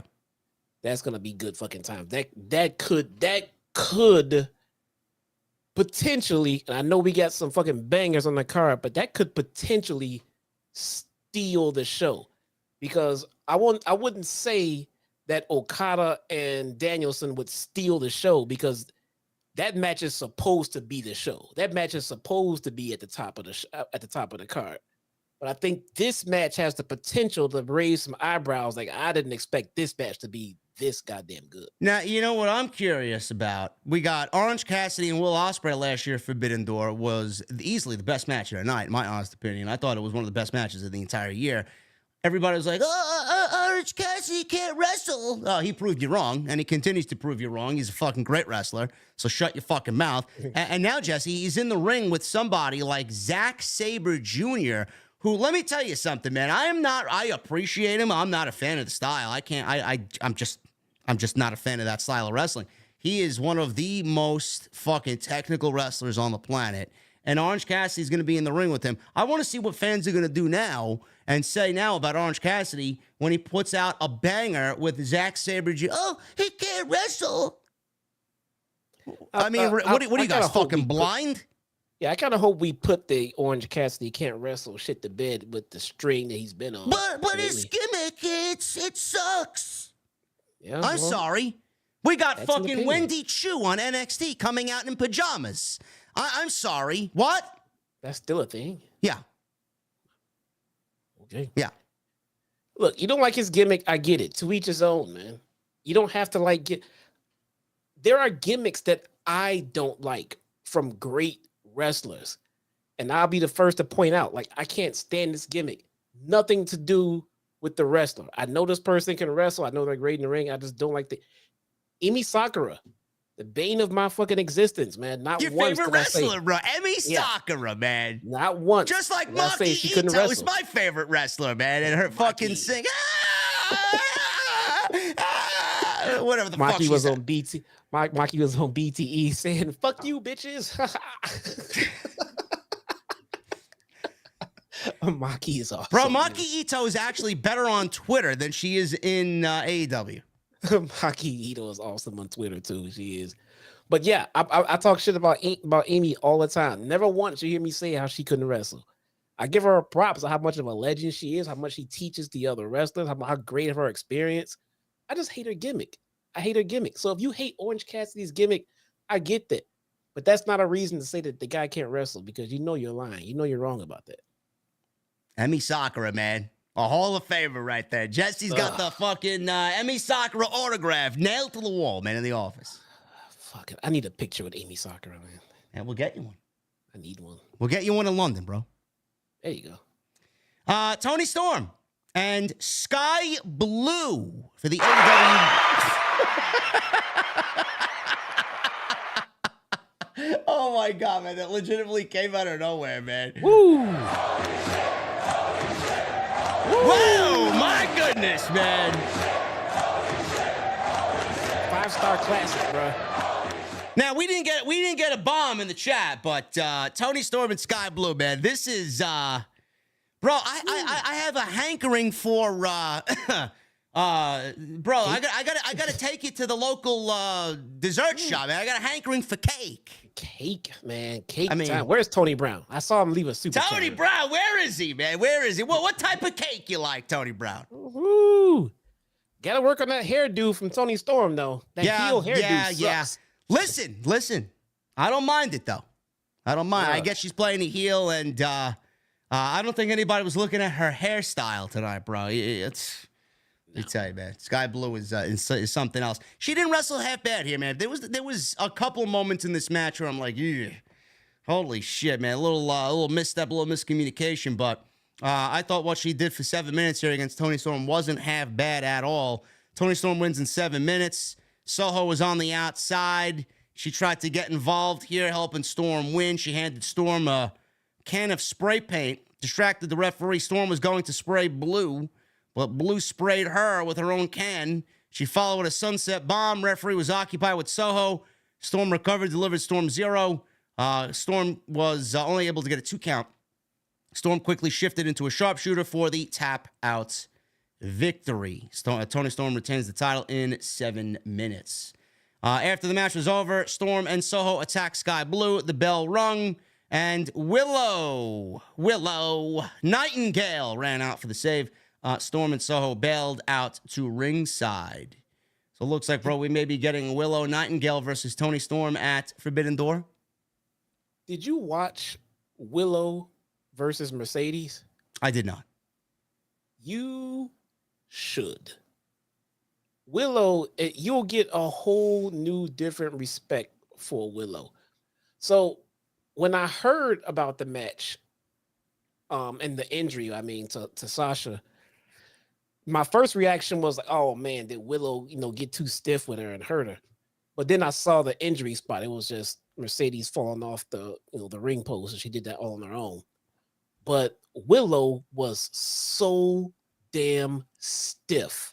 She beat the holy shit out of Mercedes. Anyone in the chat who saw that match will tell you that was a physical ass match. And I got a whole different respect. My respect for Sasha for taking that shit stays the same, because I know how Sasha takes bumps, and I know how much she fucking loves it. But my God, Willow, man, brought the heat in that match, and she can whoop some ass, bro. I know, if everybody in the chat saying JD Willow was good, yeah, I don't have a problem with Willow. I don't. I would like to see more of her. AEW brought her in, and she went over to Japan to win that title that was made specifically for Sasha Banks until she got injured. And I'd like to see more of her. I'd like to know who she is, why I should care. I'd like to see her cut a promo. I'd like to see her wrestle more on Dynamite in a serious fashion. If Jesse's saying that what she did with Mercedes was great, I want to see more of that on AEW. Maybe we'll get that at Forbidden Door against Tony Storm, but, it's not the most intriguing match, and I'm always going to wonder if Sasha or Mercedes didn't get injured, what she would be doing at this Forbidden Door show, because for a fucking fact that she'd be on this show, whether it's against Tony Storm, whether it's against Saraya or somebody. But that's what I'm going to be thinking about now that we're getting possibly Tony Storm and Willow Nightingale. Yeah, that's worth going back to just take a look at that match, bro. Willow brought the pain, and Sasha dished it back out as well. But Willow, and I think the size of Willow and the size of Mercedes played into that, because she's already so much bigger than her, and she was fucking throwing. Just watch it, bro. They were stiffing the holy hell out of each other, man, and it was great. It was really great shit. Renee, she interviewed Hook and Jungle Boy, Jack Perry. Jack Perry said he's feeling a little naked standing next to Hook without a title, so he accepted Sonata's open challenge for the IWGP World Heavyweight Championship. Quite the interesting choice there, TK. Renee asked Hook about a reaction. Jack Perry grabbed the microphone and said after he wins, he wants to keep teaming with Hook. He told Hook he's his best friend, and it would mean the world to him if he'd be in his corner at Forbidden Door. Hook fist bumped Jack Perry and didn't say a word. A lot of people, Jesse, on social media were like, we're getting heel Jungle Boy after this. Do you see Jungle Boy turning on Hook here? No. I wouldn't turn him. Jungle Hook is a legitimate thing. No, that's a team. That's a legitimate thing. And Jungle Boy, I think he's years away from turning. I do. And Hook years away from turning. I do, man. I really do. He has a long career to go, man. And he's a over baby face. He's really, really over right now. And Luchasaurus just turned heel. Yeah. So if Jungle Boy turns heel, they might as well fucking get back together. I think they're fine. I think Jungle Boy's gonna be face for a long time. I can see Hook turning before Jungle Boy.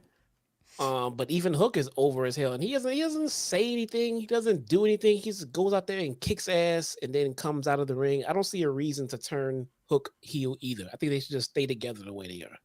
I read a report tonight, don't know how true it is, that Hook potentially has a contract coming up and that WWE is seriously interested in bringing in Hook to WWE, and that Taz is going to prefer Hook to join WWE. What do you make of that, Jesse? Do you believe anything about that news story coming out tonight? And Why would Taz push his son to go join WWE when he's got a nice cozy position in AEW and he's so fucking young, bro? He hasn't even done anything here yet. Nope. Don't believe it. Did anyone hear Taz say it, or did Taz post this? No. Then I don't believe it. No. He's not gonna send his son Let me see if I can to find go it. get booked by WWE and Vince while he stays here in AEW and has zero no. Yeah, it doesn't make sense. No. That's bullshit. Not happening. No. Nope. Oh, apparently, it was actually something from WrestlingNews.co. I go click on the article and they took the article down. So never mind. Yeah, who'd have thunk it? Yeah, Never that's mind. bullshit. Yeah. Taz probably commented, I never said this Let's see. bullshit. This other site says something. Let's see what this site says. It was noted by BWE, Better Wrestling Experience, this fucking Twitter account, this insider quoted it. Hook's AEW contract status terms have not been confirmed. It was speculated that he is the easiest catch for WWE right now. He's 24 years old. And Hook, obviously, his father, Taz, works for AEW on commentary. Reportedly, Taz wants his son in WWE, likely for obvious reasons, as well as exposure, experience, amongst others. I don't know. I mean, No, it's not. Look, it's not to say that Shawn Hook Michaels may- could say he wants anybody he wants. That doesn't mean he's going to get him. It doesn't. No, I mean, it's not to say that Hook will never end up in the E, or to make Taz that maybe want him to go to the E one day, but he is yet to break out here. He's yet to break out here. He's not going to send him over there to try to break out. He needs to break out here to earn the right to call his dollar amount and call his shots when he leaves to go to WWE. Yeah. He's not going anywhere. And I would not break up Jungle Boy and Hook. I think they're a viable tag team, and they should keep them together for a little bit because I think there is a lot to explore there. Yeah. We got the main event. We got the Young Bucks, Adam Hangman Page, Jon Moxley, Wheeler Yuta, and Claudio Castagnoli in a six-man tag team match. Bryan Danielson was out for commentary, sitting in on the main event. We got a vignette airing on Forbidden Door's lineups with clips of wrestlers in action, sound bites. We got Excalibur hyping up the Forbidden Door lineup, and the one match announced for Collision. Promos aired for Collision, big six-man tag team match in the main event. Jay White, and I don't listen.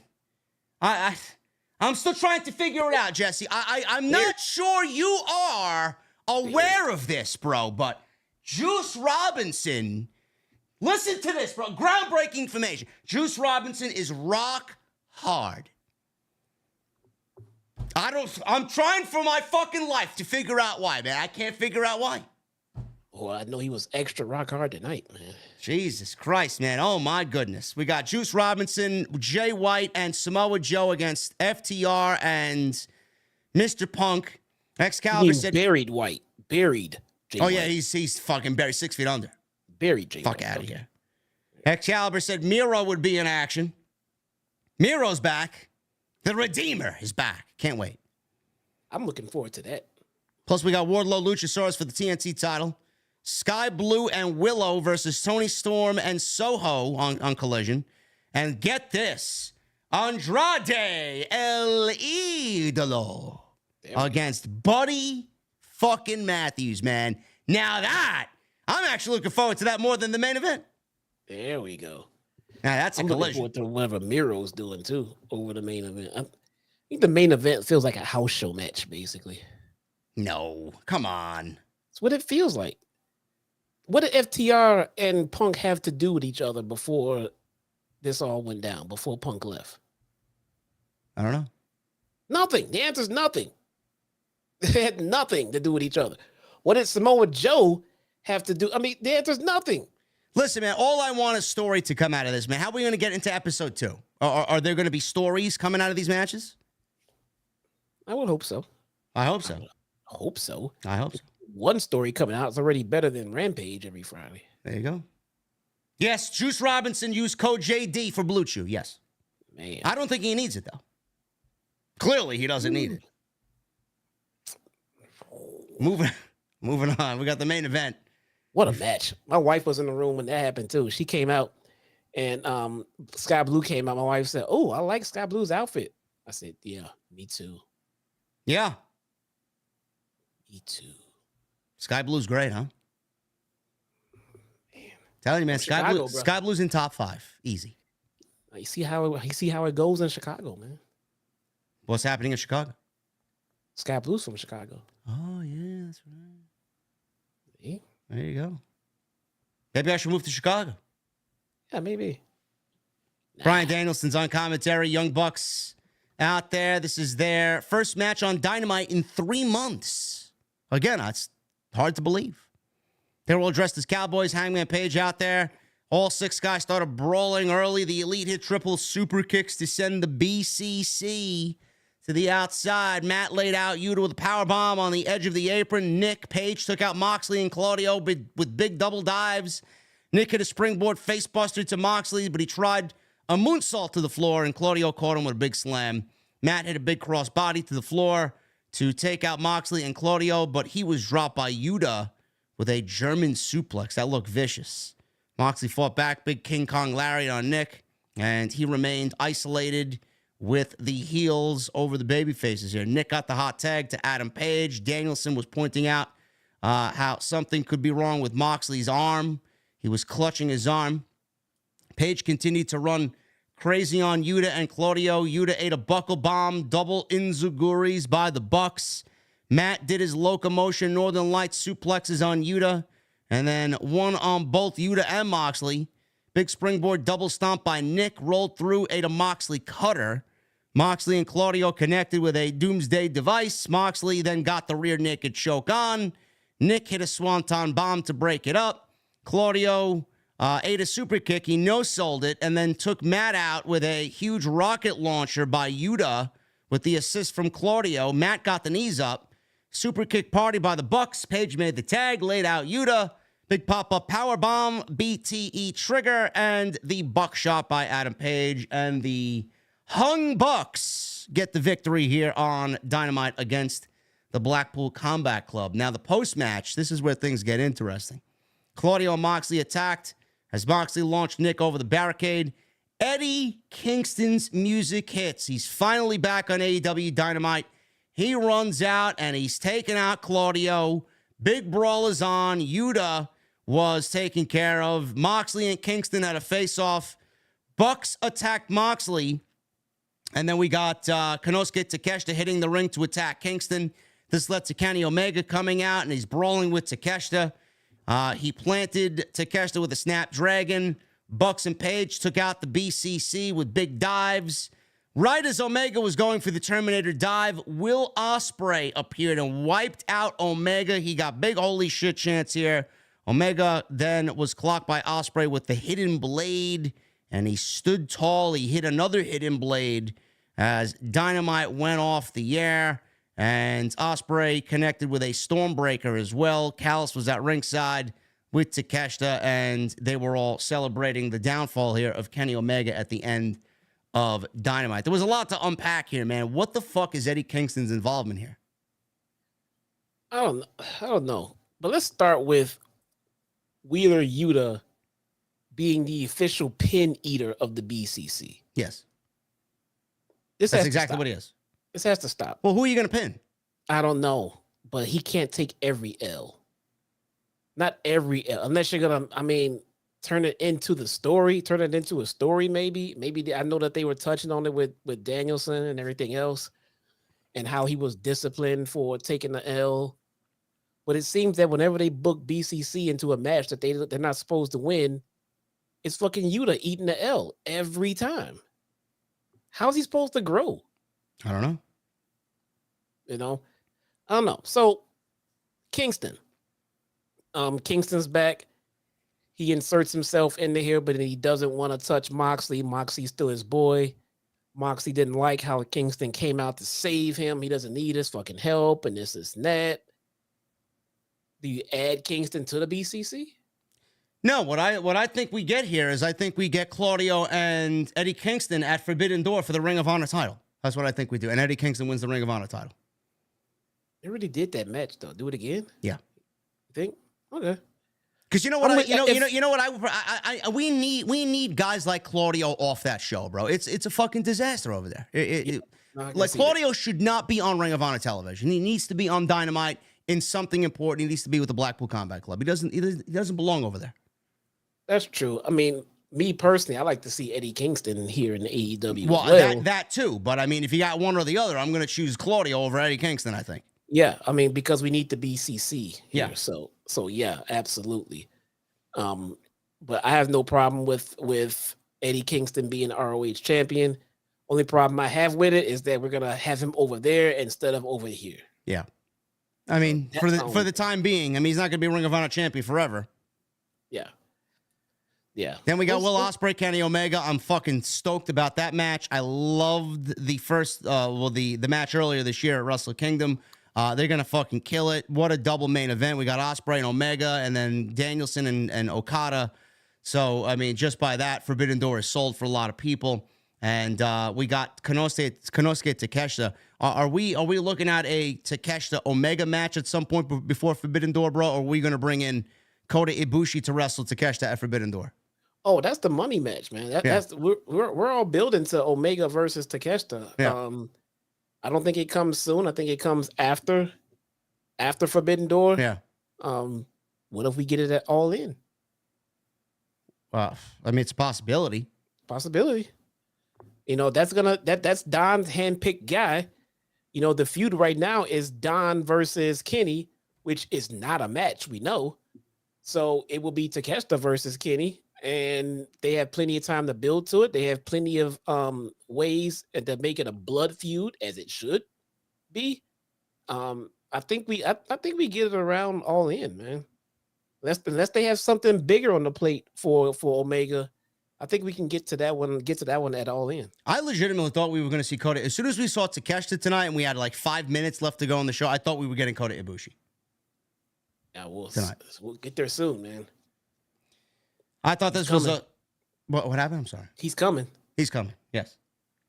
I thought this was... yes, he is. I thought this was a tremendous show tonight. Rampage, they got the United Empire. That's Will Ospreay, Jeff Cobb, and Kyle Fletcher taking on Rocky Romero, Chuck Taylor, and Trent Beretta. And then Konosuke Takeshita will go one-on-one with Bandito. Why? Because it's Rampage. True. Okay. Does it need a why? It's Rampage. Rampage. Okay. Collision.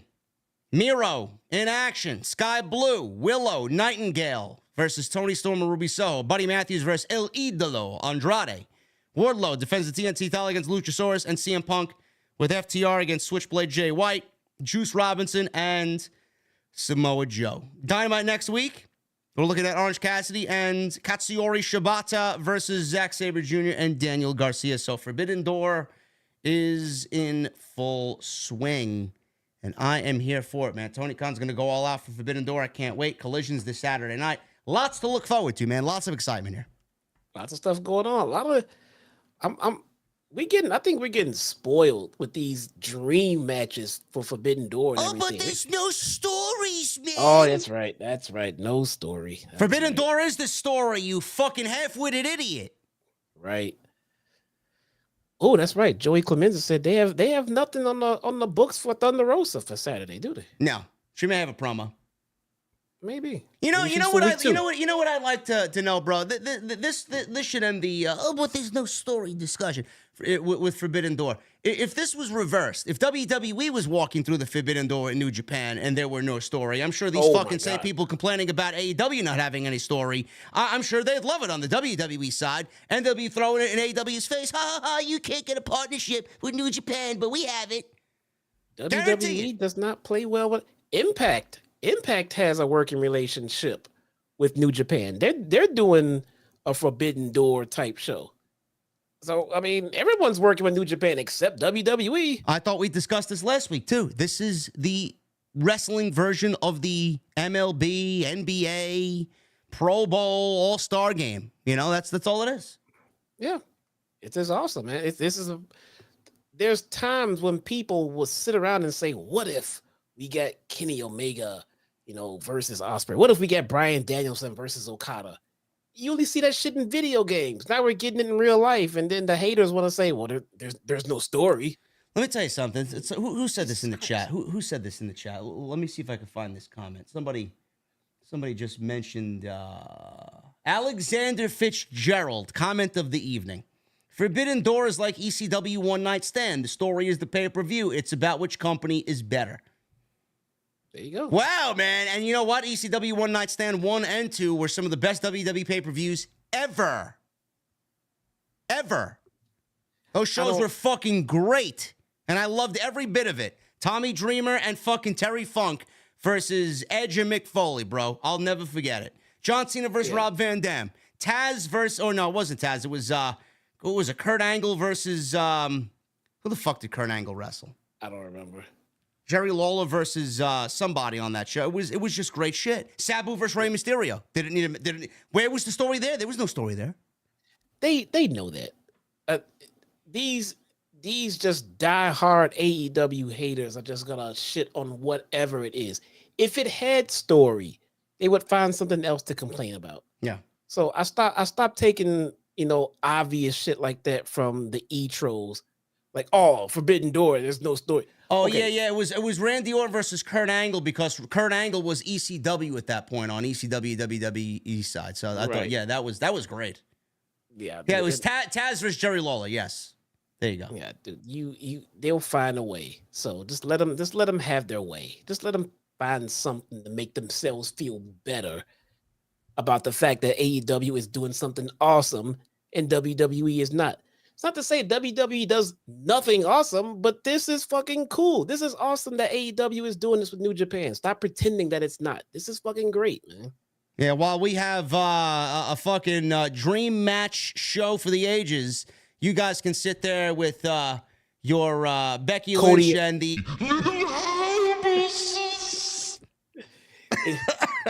Enjoy Cody and Brock 15. Yeah. Okay. Yeah, really. Anyway, guys, I appreciate the banter back and forth. I appreciate you guys being here. We're going to get into the Super Chats in just a second. Follow me on social media at JDfromNY206, Twitter, Instagram, TikTok, Cameo. Make sure you guys hit that subscribe button down below. Turn on the bell for notifications. Thumbs up. I would love if you hit it. We're at 735 likes. I'd love to get as close to 1,000 as possible. Super Chats are open as last call. Get them on in. You guys can continue to get them on in. Ask away anything you want. Go check out all the other content on the channel, including last night's debut episode of the new show on Tuesday nights, right here on OTS TNT with my guy, Andrew Baydala. Great discussion over there. Go check that out. It's on Spotify, iTunes, and Podbean as well for you guys who want the audio version. And follow Jesse on... Say again?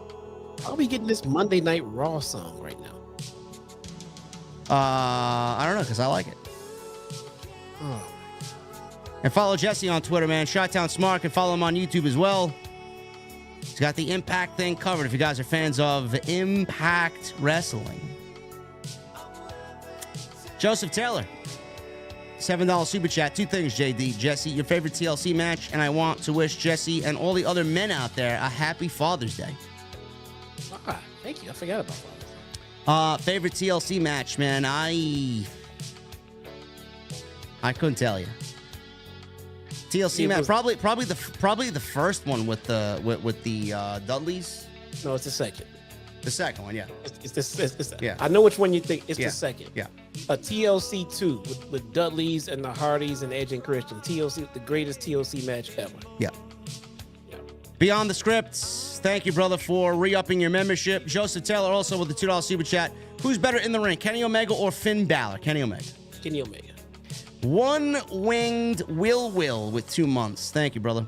Yo, JD, Forbidden Door is looking good. Who would you put against Sonata? I got Mox or Pac. Well, that was announced tonight. One-winged Will. It will be Jungle Boy versus Sonata for the IWGP World Heavyweight Championship. Don't get that one. Tony Brown, $4.99. More than a mouthful tonight, guys. Oh, my goodness. Fucking Tony. Michelle Moran with a $2 super chat. Sting, Darby, Sammy, Jericho should be a fun match. Absolutely. Tony Brown with a $1.99. Jesse, I'll be a taco crew tomorrow. There you go. Gracias. Why not hold? I would have held qualifier matches to see who gets to face Sonata. What do you think about that? I don't know, man. We're looking at next week's pay-per-view. So, next week's the pay-per-view. Next weekend? Yeah. Oh, okay. Yeah. Gotta get it going. Jacob Smiling with 10 months. Thank you, man. Best Dynamite of the year. Hope you fellas had a good night, and I appreciate your work. Cheers to 10 months, JD. Thank you for being here, brother. Appreciate you. Knive45 with a Canadian 25 in Super Chat. Hey, JD, I told you on Twitter that you got to let TK slow cook. Anyway, love the show. That was truly one of the best Dynamites ever. Excited about Collision and Forbidden Door 2 will be their best pay-per-view ever. Till All In 2, that is. Yeah, Tony Khan slow cooks a little bit too much, man. Eventually, you got to take that fucking pot off the stovetop. I'm glad he did what I asked him to tonight, though, and he announced matches for Collision. We got a full card, and Forbidden Door has several matches announced as well. He needed to. We got 1 week till the pay-per-view, and we got fucking 2 days till Collision. And 3 weeks, no Jeff Jarrett. Yes. Unbelievable. Golden Boy with a 20 months. Great AEW tonight. You guys always kill it. The MJF Cole match had me so invested. What do you think that no meant that popped up and Orange Cassidy didn't open? LOL. I don't know. I don't know what the no means. It may be nothing. It could have been a mishap. Though. They had production mishaps happen. No big deal. A Watson with 12 months. Yo, JD, have you played Days Gone? No, I have not. I heard it was bad and too long. And Jesse, Yeah. where's my drink? Cheers, guys. I tried playing it. I didn't like it. It looked like a knockoff Last of Us anyway. Yeah. Drew Gilmore with 10 months. Hey, guys, tonight was a bomb of a show. Stoked for Forbidden Door. Idea for CM Punk Mega Heat.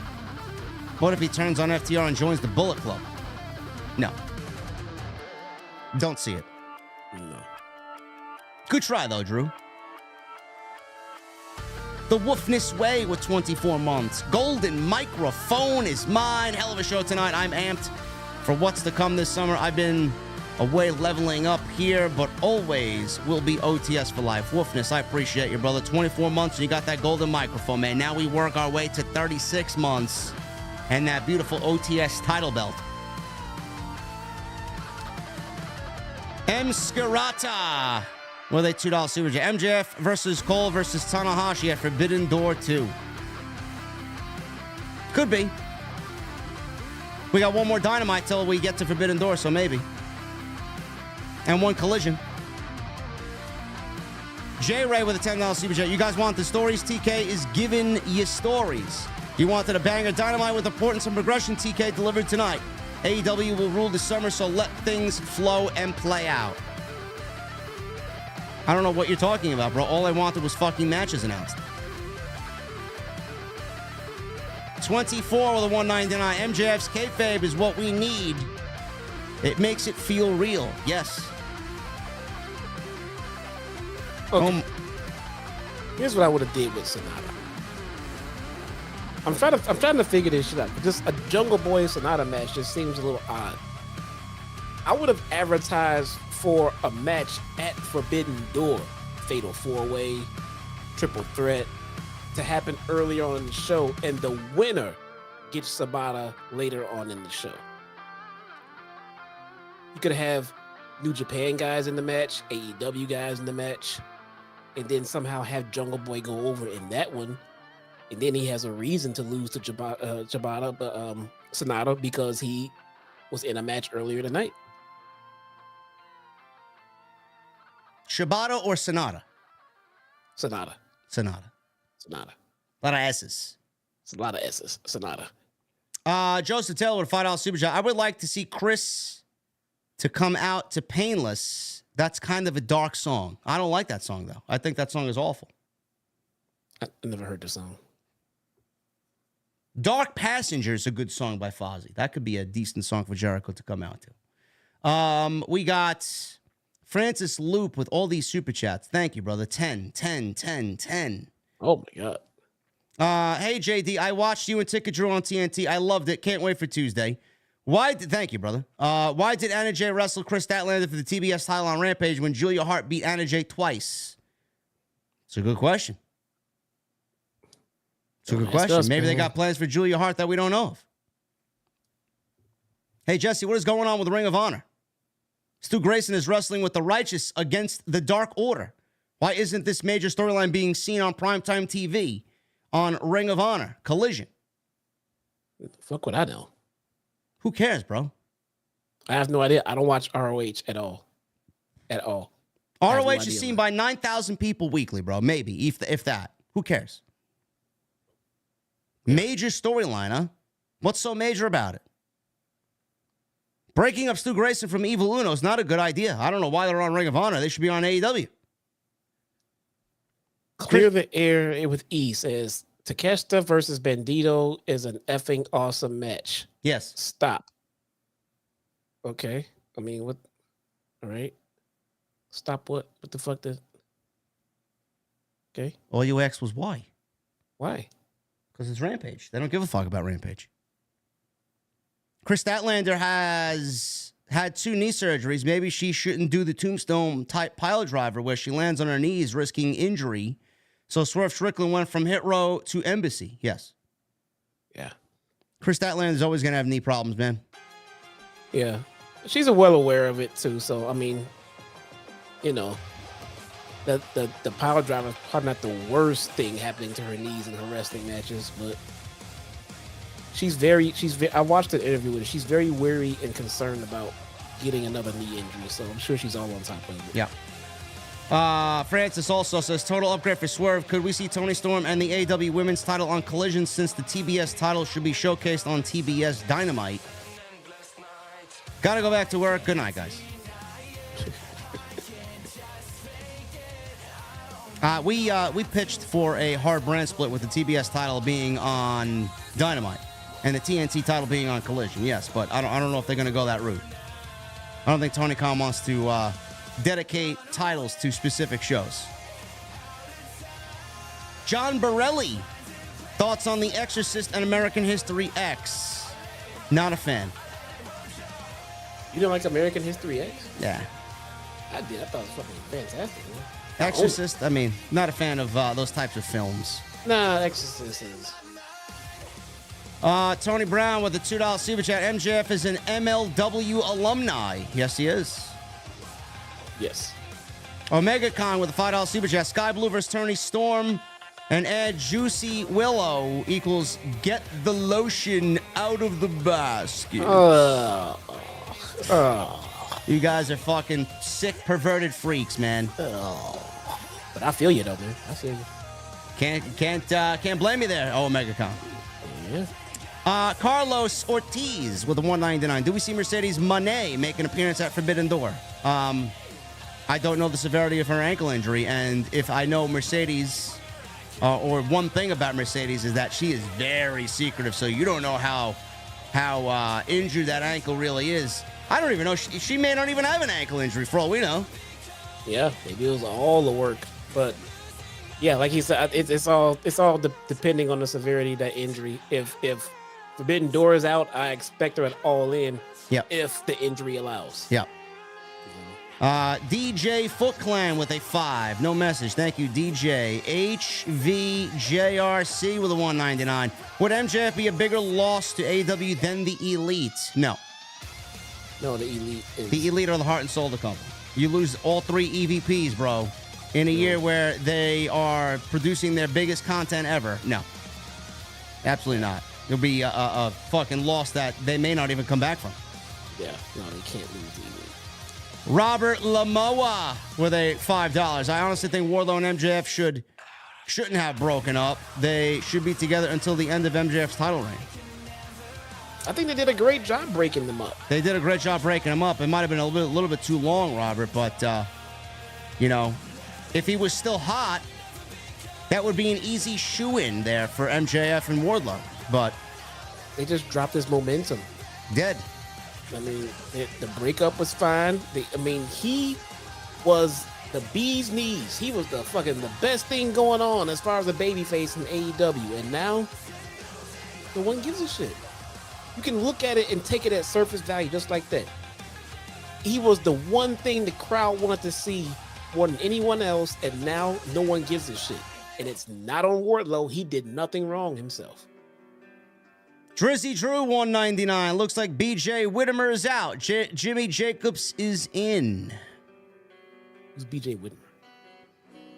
Apparently, he was a backstage producer that got accused of some sexual allegations or some domestic violence nonsense. That's the guy. Yeah, I heard about that. Go, get rid of him. Yeah. Domestic violence, get rid of him. Even though he should be innocent until proven guilty. It's not the way it works. It's guilty until proven innocent. And then you're fucked anyway. They normally do their own preliminary investigation. Yeah. So they'll look into it, and if they find out, they'll talk to him and say, "Oh, well, this is what happened. You know, she hit me first, and then I just turned and I just hit her back. So you hit her? I've already had history of domestic violence allegations, Yeah. so I mean, he's probably just a lost cause. Yeah. Omega Con with a 5. Happy early Father's Day to Jesse and all the dads in OTS. Cheers. Thank you, Omega. Thank you, guys. I genuinely forgot it was coming up. Thank you. Sunday, yeah. Jeremy Lewis with a 20. JD and maybe Jesse. Ibushi is on bad terms with New Japan. I have doubts on his return on a cross-promotion match from him on this premise. Have you heard differently? I think if so, he'll only debut with AEW. I heard that he was working on mending the relationship with New Japan. That's as far as I read. He did have a high-profile separation. Yeah. So, yeah. We'll see, man. But I appreciate the 20 spot, man. Thank you. Robert Lamo with a 5. Hey, JD and Jesse, would you date to marry young, prettiest trans woman or old, ugliest woman? What? I'm not dealing with a trans I would not date a trans woman. No. I would not have any relationship with a trans woman, period. No. Come on now. It's no disrespect to anyone. It's just not my thing. No, it's not how I roll. Alexander Fitzgerald, thank you, brother. $10 super chat. Speaking of ECW One Night Stand, which ECW One Night Stand did you like the best? I like the second one better than the first one, Alexander. 2006 with Sabu versus Rey Mysterio was a banger. The table spot was insane. Yes, I loved everything about that show. I think it was the first one. Which one was it with Rob Van Dam and Cena? Second one. Okay, then yeah, that's the one for me too. Clear the air with E. $4.99. All in main event? Question mark. Good question. That's a good question, man. If it ain't the 6-man tag that we all want, I don't know what it is. Good question. We gotta see how things fall apart and come apart at Forbidden Door. We have a better, clearer picture of what it's looking like for All In. Yep. We got 2 $9.99 super chats from him. What's up, JD? What's up, Chi-Town? Hope you two had a wonderful day as I did. Speaking of champions not wrestling a lot, Gunther doesn't wrestle so often either, for those who say MJF doesn't wrestle a lot. Gunther wrestles a lot more than MJF. Gunther wrestles a lot more than everybody. Yeah, I know that. And I don't even watch WWE that much. Question for both. One dream match from 80, 90, and 2000s. If I could pick one, maybe Cena Hogan. I think a match like that would be crazy. Or Stone Cold versus Cena. There's so many, man. Rock versus Shawn Michaels. Shawn Michaels versus Eddie Guerrero. Kurt Angle versus Bret Hart. I mean, you could have an endless discussion of fucking dream matches, man. Yeah, it's true. 2000s. Did we ever get Rock and Edge? I don't think so. There's one that no one's been talking about. I don't know. Finn versus Eddie. Bret Hart versus Bryan Danielson is another one, yes. Taker Sting is another one, yes, in their prime, yeah. Joseph Taylor with a $5 super chat. JD Jesse, should I watch ECW One Night Stand 2006? I've never watched it. Yes, you absolutely fucking should watch it, Yes. Joseph Taylor. It's one of the greatest WWE pay-per-view productions ever. Yes, absolutely. The best crowd ever in that Hammerstein Ballroom. Anyway, guys, I'm about to get out of here. I got some Grandmaster Nightfalls to do on Destiny. And I want to relax because it's been a long fucking day. It's been a long week so far. It's only Wednesday. But anything you want to say before we get the hell out of here, Jesse? No, man. Join me tomorrow. Let's get back into Impact, man. See what they got for us in the next round of tapings. And if you have not seen it, I checked on YouTube. I couldn't find it. But the highlight reel is there. But go check out Masha Slamovich versus Killer Kelly dog collar match. You won't be disappointed. There you go. Listen to the man. Follow me on social media at JDfromNY206, Twitter, Instagram, TikTok, and Cameo. Make sure you guys hit that subscribe button down below. Turn on the bell for notifications. Next time you see me live will be on Saturday, man. I'm going live twice. 12 noon on Saturday with SmackDown. I will not be live after SmackDown on Friday. I will be at House of Glory. So you guys are going to have to bear with me on that. Sorry, I don't make the schedule. And then after SmackDown, an afternoon of rest, and then AEW Collision, where Jesse and I will be live right here, man. So live twice on Saturday. Look forward to that. Hit that subscribe button down below. Turn on the bell for notifications. Go check out all the other videos on the channel, including the brand new show with Ticket Drew, Andrew Baydala, and myself called TNT. It's on the homepage right now. And all the other short form videos that are on the channel right now. Plenty of content for you guys. And I'll see you guys tomorrow, man. I'm sure I'll have some videos in the sub boxes tomorrow afternoon, so look forward to that. Until then, guys, have a great night. Thank you for the super chats. Thank you for all the support. Hit that thumbs up, and I'll see you back here tomorrow, right here on Off the Script. I'll see you guys later.